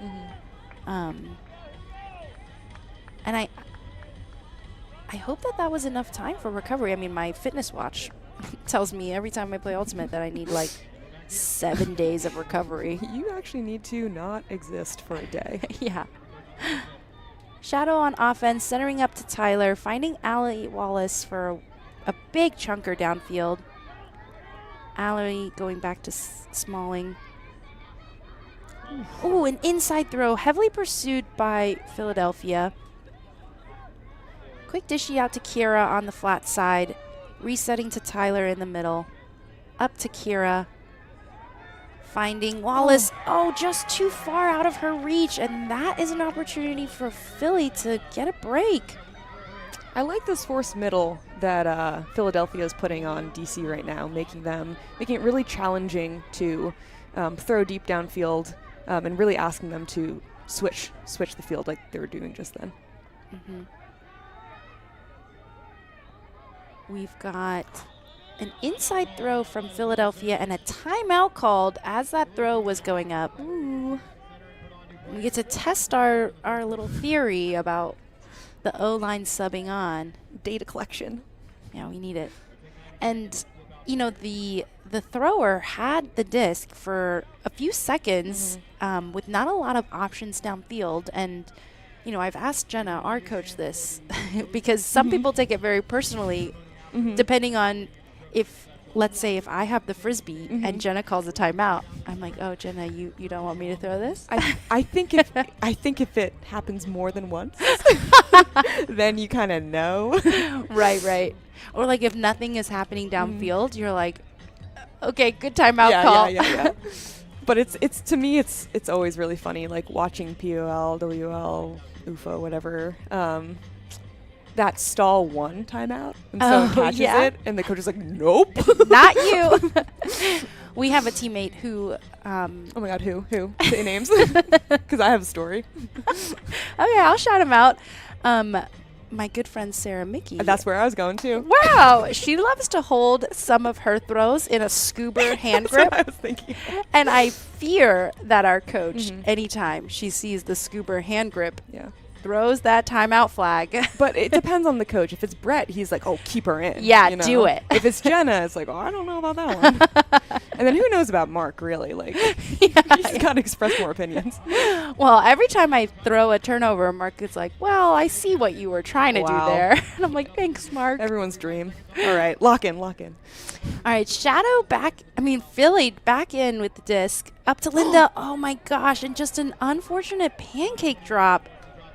And that's another timeout turnover. Turnover right after the timeout.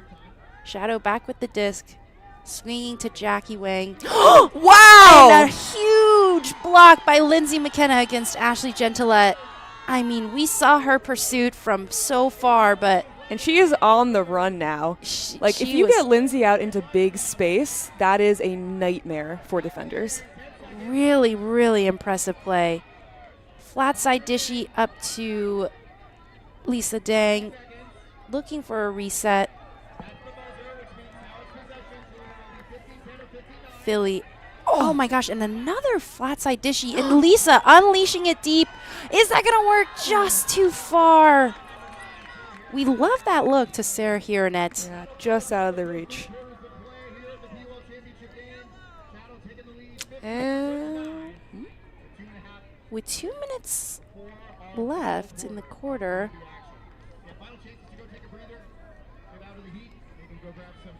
Oh. That's 2 minutes until the start of the next quarter. so that was the end of the quarter. I get too focused on what's happening on the field that I'm not even looking at the time, So true. which is funny because when I play PUL games, I'm constantly looking at the time that's left. For what reason, Jayway? Counting down. Yeah, okay. Well, we'll give our viewers at home a quick break here, so we will catch you for the last quarter of the championship in about 90 seconds.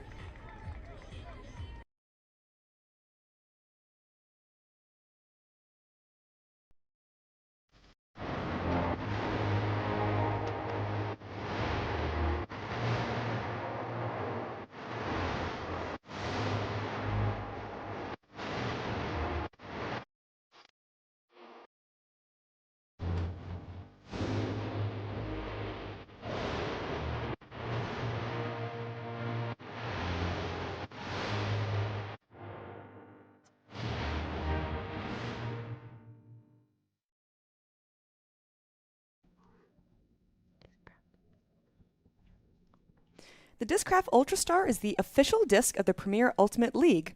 Discraft, the world leader in disc sports.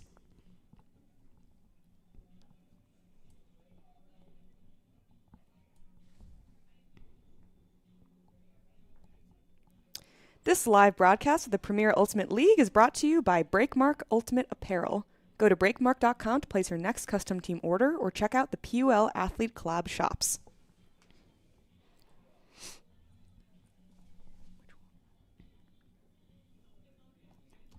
This live broadcast is brought to you by the Premier Ultimate League. The PUL is a 501c6 nonprofit. This league has been community funded since day one, and we are so grateful for the support. We ask that you consider donating to help us continue to transform and fulfill our mission. Use the PayPal QR code on your screen or head to premierultimateleague.com to donate today.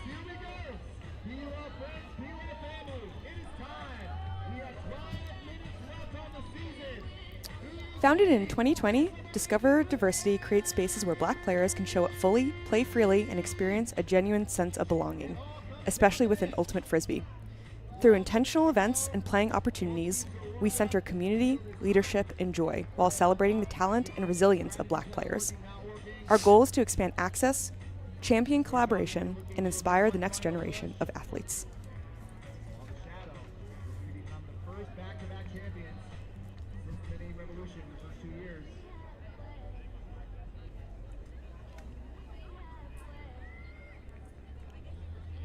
All right, welcome back to the last quarter of the PUL Championship Finals. Heading into this last 12 minutes of the game, the score is 15-9. We've got one timeout used for Philadelphia Surge. What are you, if you were on Shadow right now, what would you be feeling at this point? I'd be feeling pretty confident overall in our game plan. Yeah, I would think you continue to do what you're doing. There's no need to make any changes right now. So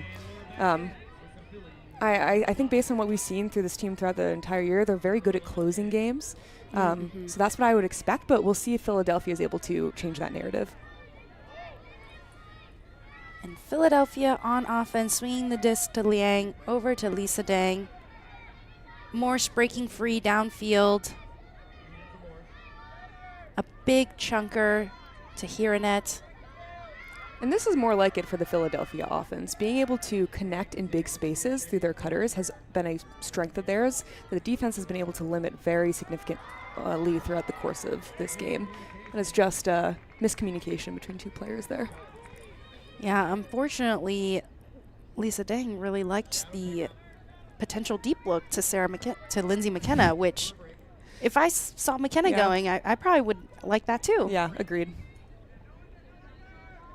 Jess O picking up the disc over to Jackie in the middle of the field. 80 yards to go for the DC Shadow defensive offense.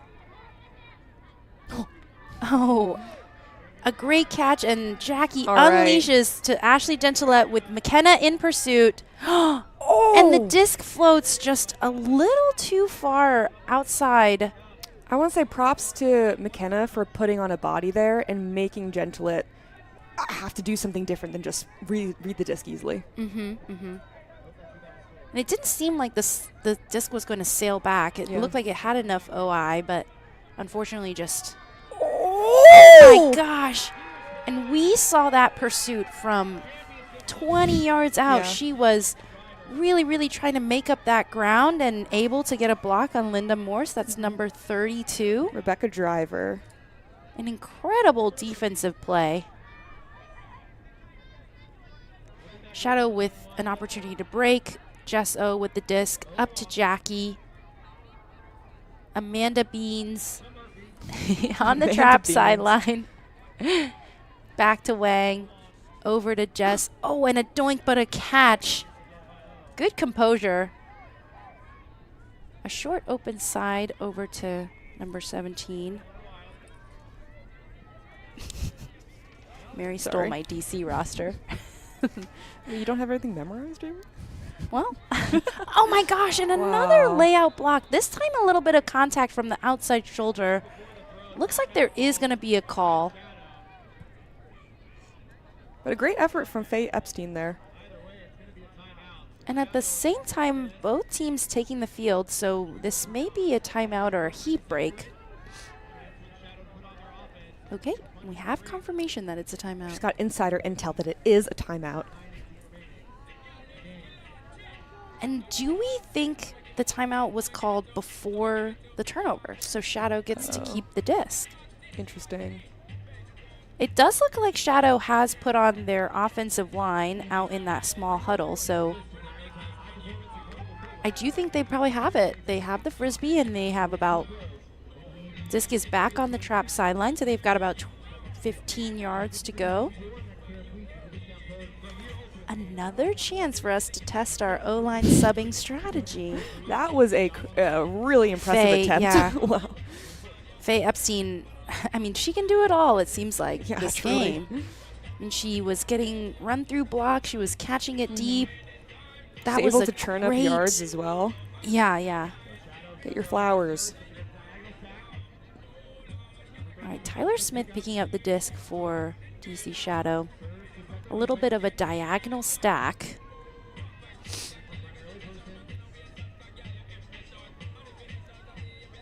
Disc tapped in. Looking for Kira. Not there. Looking for Smalling. Back to Smith. Good push from the front. Who's open? Oh, right at the back. Let's see if anyone can take advantage of this. The wide open person right back there. If anyone would, Kira would. And All right. she does. Oh! And it unfortunately doesn't work. A blade throw to the short inside window. Just off the hands of her receiver. I mean, that's what Philly's asking you to do there, ultimately. A bit of a execution there. And do you think that's a harder throw or a harder catch? Wow, great pressure. Oh, gosh. I mean, it depends who you are, right? So true. Easy for me both ways. Just Just kidding. because I'm goated, so. All right, Philadelphia. Another time that they've subbed in offense and didn't convert. All right, I'm officially convinced. Reviews of this live stream. Yeah, They were way too into their theory, their conspiracy theory. Yeah. Linda Morse over on this Philadelphia now defensive offense. Working with Milligan in the backfield. And notably working out of a vertical stack here. A good chunker to number 4, Anna Harnage. Oh, another chunker to Linda Morse, who looks deep. Kira in the space. Sorry. Kat McGuire in the space. Kat McGuire in the space, and that's a block for Shadow. And the crowd goes wild for that one. Is there a Kat McGuire fan group out here? Maybe. Smith picking up with Smalling as their dump. Running out of a 23 because Philly has been forcing backhand. Up to McGuire. Back to the middle to Smalling.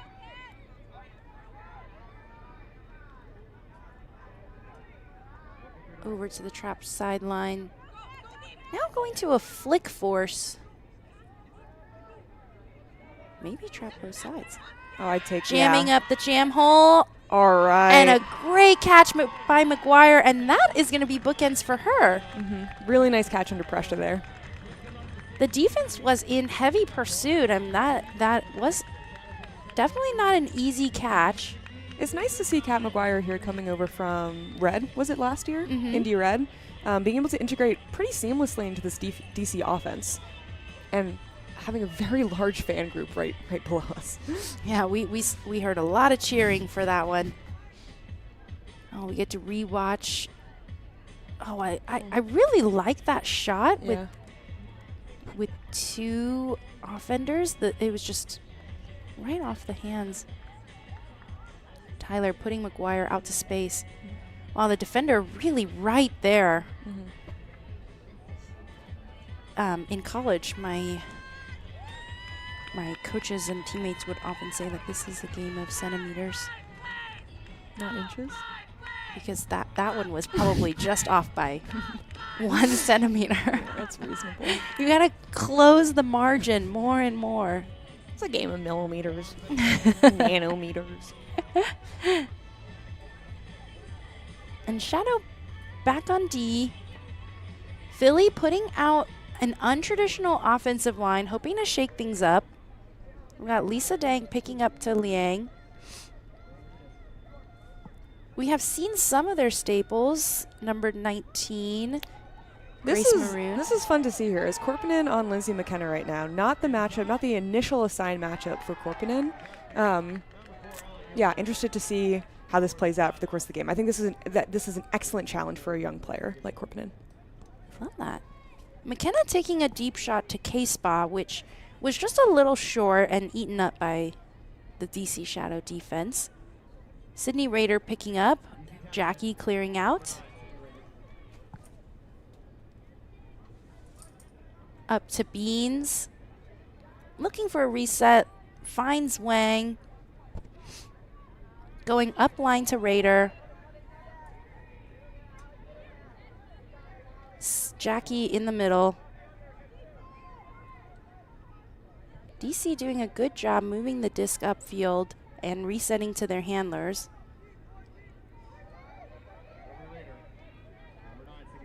Rader with a free backhand looking deep for Beans, and it's a great throw, great catch, and called in by the observer right on the sideline. The mark was just, a little too far, and when you give Sydney a free backhand, she's going to take it.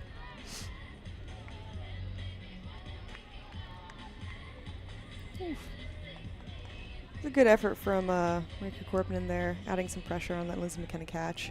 And maybe it influences the throw there, you know? Definitely. And that's a late game break for DC Shadow, Oh, yeah. increasing their lead now up to 8 points with 5 minutes left in this fourth quarter. Let me ask you this. As a player, are there ever times where you maybe mentally call it over early? Always. Always? Always.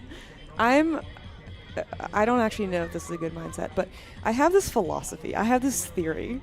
Okay, maybe I shouldn't say this. I have this theory that it matters more the work that you put in outside of practices and in practices than it matters what the actual outcome is on the field. There are so many games I've played where I go into the game and I'm like, it's okay. I feel like it's okay if our team loses, as long as the score is this to this, because that is what I think is fair and reasonable based on my understanding of what we've put into it and based on my understanding of the other team. So to me, it's like a scales of justice.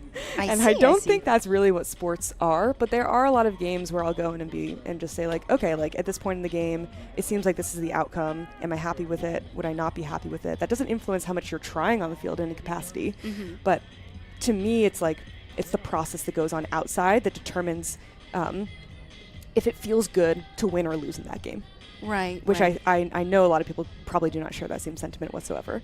I do think it's interesting because on one hand, like I'm also the type of player that's very realistic. Like if I were Surge right now, 17-9, I would probably be like, I want to spend the last 5 minutes having fun and doing the right things, but, you know, enjoying this moment and accepting that maybe in the last 5 minutes we aren't able to change the tide. And I do think that there are a lot of athletes that still have that drive. 5 minutes left, like we can come back and we should expect to come back. Yeah, and I do, and I love that. I think that is why people watch sports, right? Like it's that whole comeback inspirational mentality, and I think that is truly wonderful.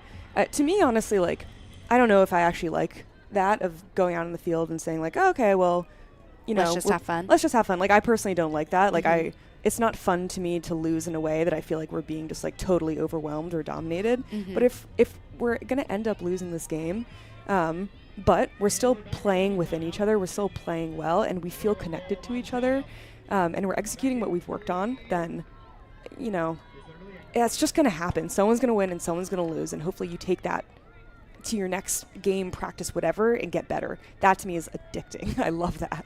Yeah. Yeah. Athletes come in different breeds, that's for sure. All right, Shadow on offense. Surge on offense. A good chunker to Linda Morse.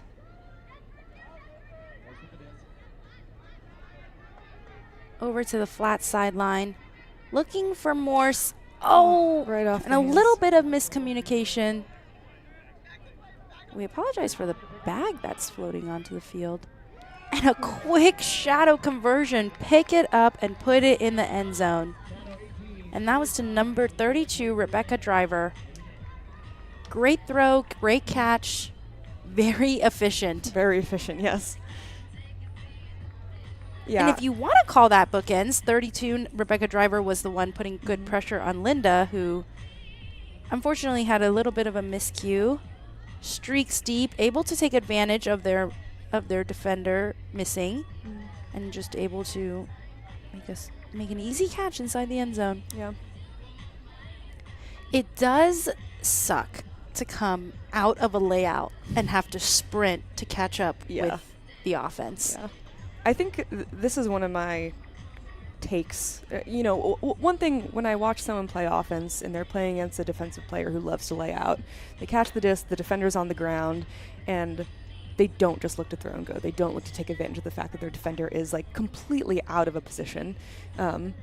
I think we can do a little bit more as offensive players, taking advantage of what a defensive player is choosing to give up when they are on the ground. Yeah, when they are not recovered yet. Yeah.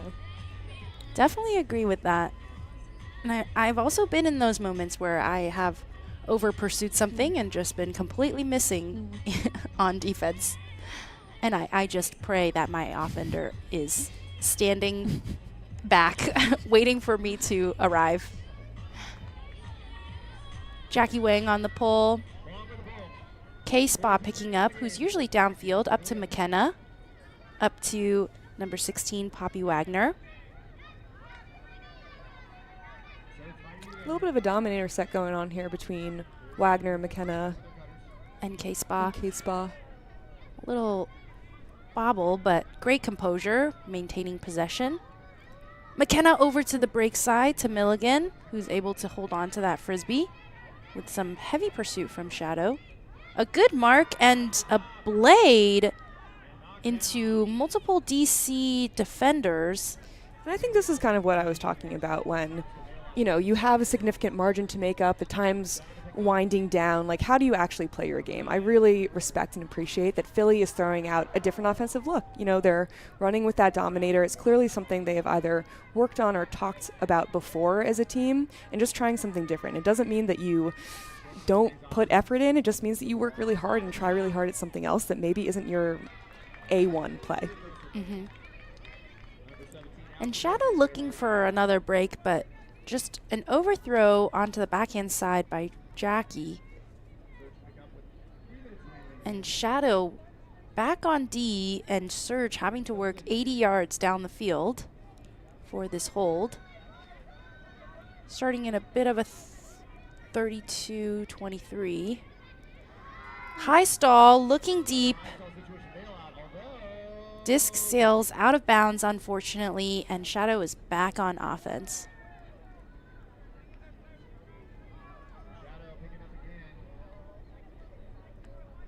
Sydney Rader picking up.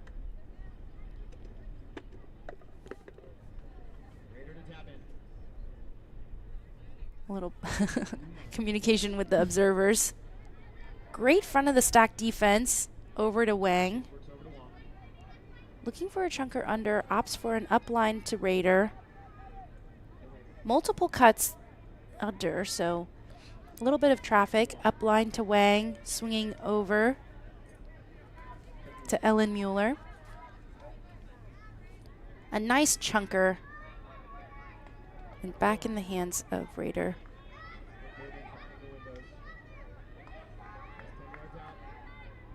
Rader and Marika working it in this end zone set, just back and forth, really putting the Surge defenders to work. Oh, nice. Oh, wow. And a backhand to the flick side. Okay, I'll say this. I think that was clinical offense. I think that's really nice. It was really pretty end zone, just quick disc movement, small spaces, and then looking for an opportunity to find just a wide open person on the open side. Yeah, I'm particularly fond of when an offense can contract and expand. So being able to like have those small throw and go moments and then tie it into this really long yardage gainer, I think it's visually appealing, and also it's extremely hard to guard. I think of like when Revo Pro or when Revo used to be in the PUL, that was a way that they would play, where, you know, you try to stop them at their small ball, and then they were able to stretch the field in such a great way, and being able to connect those two pieces of the offense just, once again, it's very potent. Yeah, very nice to watch. Well, some would say that it's so classically boring to watch, but good, clean offense should be boring is maybe my hot take. Yeah. It's so funny. I think the more I have played, the more I find the boring offense to be riveting. Like, I'm just like, oh my God, the tension is building. Nothing more I love nowadays than just catching unders and throwing resets. Making a really good read. Oh, yeah. Just hits so different. Wow. Multiple layouts to stop this roller pull. Up to Liang, who immediately shoots it deep. A great throw in pursuit. That's going to work to Grace Maroon. It's a great throw. You're on the doorstep of the end zone. And a break to Philadelphia Surge number 9, Sarah Hiranet. That was a very easy offense, it looked like. Yeah. A catch and a huck. Really well weighted throw from Sarah Liang here. And we get to watch this downwind run. too. You know, that's it. We've seen this happen throughout the course of the championship games, that it's really easy to overthrow right in that end zone, right in that corner. So the fact that did not and sat so perfectly, oof, good stuff. Unfortunately for Liang, uninvolved in all the stats that were kept for that point. You know? Oh, true. You throw So a beautiful huck, it's Yeah. right outside the end Mhm. zone. Yeah. And so your receiver and Yeah. the final score. Mhm. That's I why love a good hockey assist, but Yeah. we gotta start tracking those. Yeah, I like some of the stats that I guess some like advanced analytics have been doing for PUL, and I think it was UFA as well. But yeah, just counting pure goals, blocks, and assists. Yeah, I'm just doesn't like, paint a perfect picture. I really don't think it does at all. And maybe that's just because I'm anti-stat code. I don't know, but Mhm. Yeah, I mean, it was truly a perfect throw. Pull goes out of bounds. Tyler Smith picking up, bringing the disc to the middle of the field. Kira as they're marked. Looks like Surge is setting up in a bit of a zone again, or at least a sag. Help Interesting. deep. Taking the free swing over to Kira, and a wide open offender who immediately shoots it. And now they're knocking on the doorstep just 3 yards outside the end zone. great defense right there from the front of the stack. Ooh, Kat McGuire throws a tiny dishy up to Kira.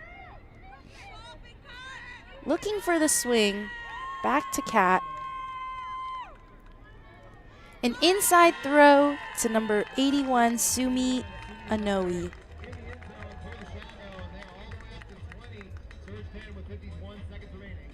And right here I'm seeing, maybe some dejected body language overall, but I wanted to shout out number 28, Taylor Conroy. Really excellent defense, pressuring that inside cone space to not allow an easy score there. It's harder than it sounds overall, and I see her walking away here, but kudos. That was really excellent work. A lot of good defensive pressure from both teams all game. And, I mean, we've seen some impressive plays, multiple layout blocks. Mm-hmm. You've got everything in this game. You've got it all. And that's what you like to see for a championship. Yeah. That's what you missed on PUL Champ Weekend. And do you feel like the score is indicative of how the two teams are playing? Like, do you think Shadow is 10 points better than Surge? I think Shadow has had a completely dominant defensive game overall, but that does not diminish that I truly think that Surge is a clear second best team here. I think this is more just, like seeing 10-point difference. That seems really high to me. But yeah, it's the defense from the Shadow has just been top notch. And the wind just carries that disc out of bounds. There's 41 seconds left in this quarter, and it will be possession. So do you think if you have 41 seconds, are you possessing for 41 seconds, or are you scoring and giving the other team a chance? Well, if you're possessing, like Holding the disc. yeah, if you're up, like yes, absolutely. I mean, it could just be 4 throws. Everyone can hold it for 10 seconds. It's so true. Quick math. This is the piece of the game to me that I really dislike. I feel like you just toy with your food here a little bit. Just waiting for the game to be over. Right, yeah. When the margin is... And we say that, and a shot goes up, and it does get blocked with 6 seconds left. It does look like there is possession for Surge, or possibly a call on the field. There was quite a pileup.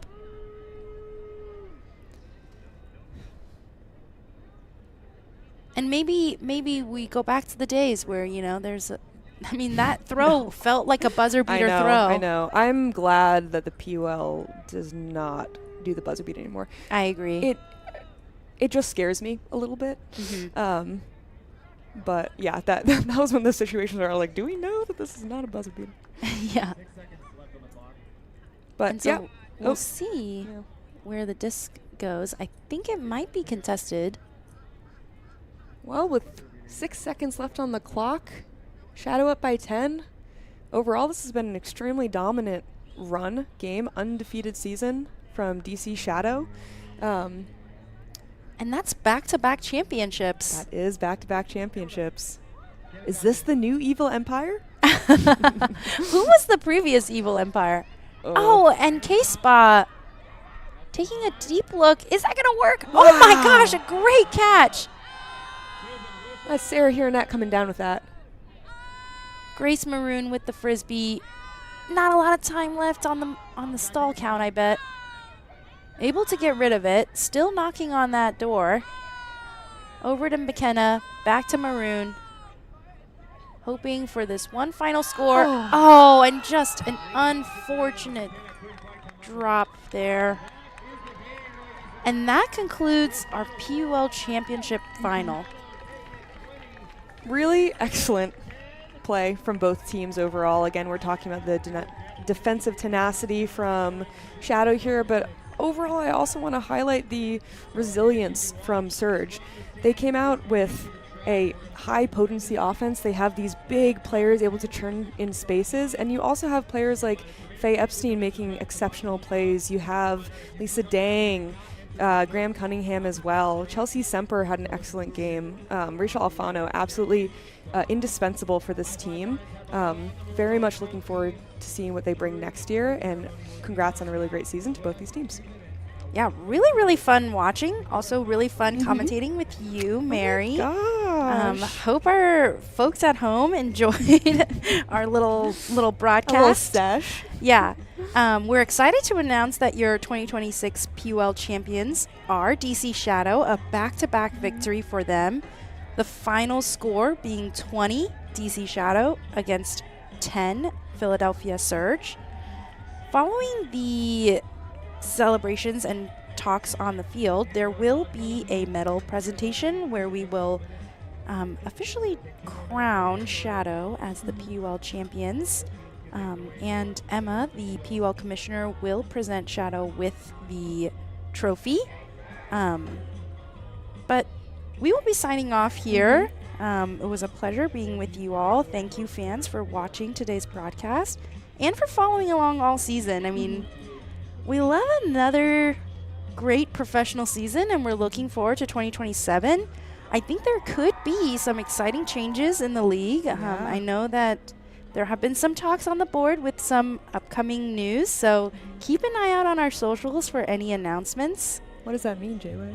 Can't tell you. Oh, Can't tell you so you gotta stay here. up to date. Okay. Yeah, gotta give that PUL a follow on the socials, and You're a businesswoman. that is very much true. On the stream here, you can see the PUL trophy along with the medals for our victors. And again, we appreciate you all joining us, and thank you so much for the support, and we'll catch you in 2027. Woohoo! Woohoo!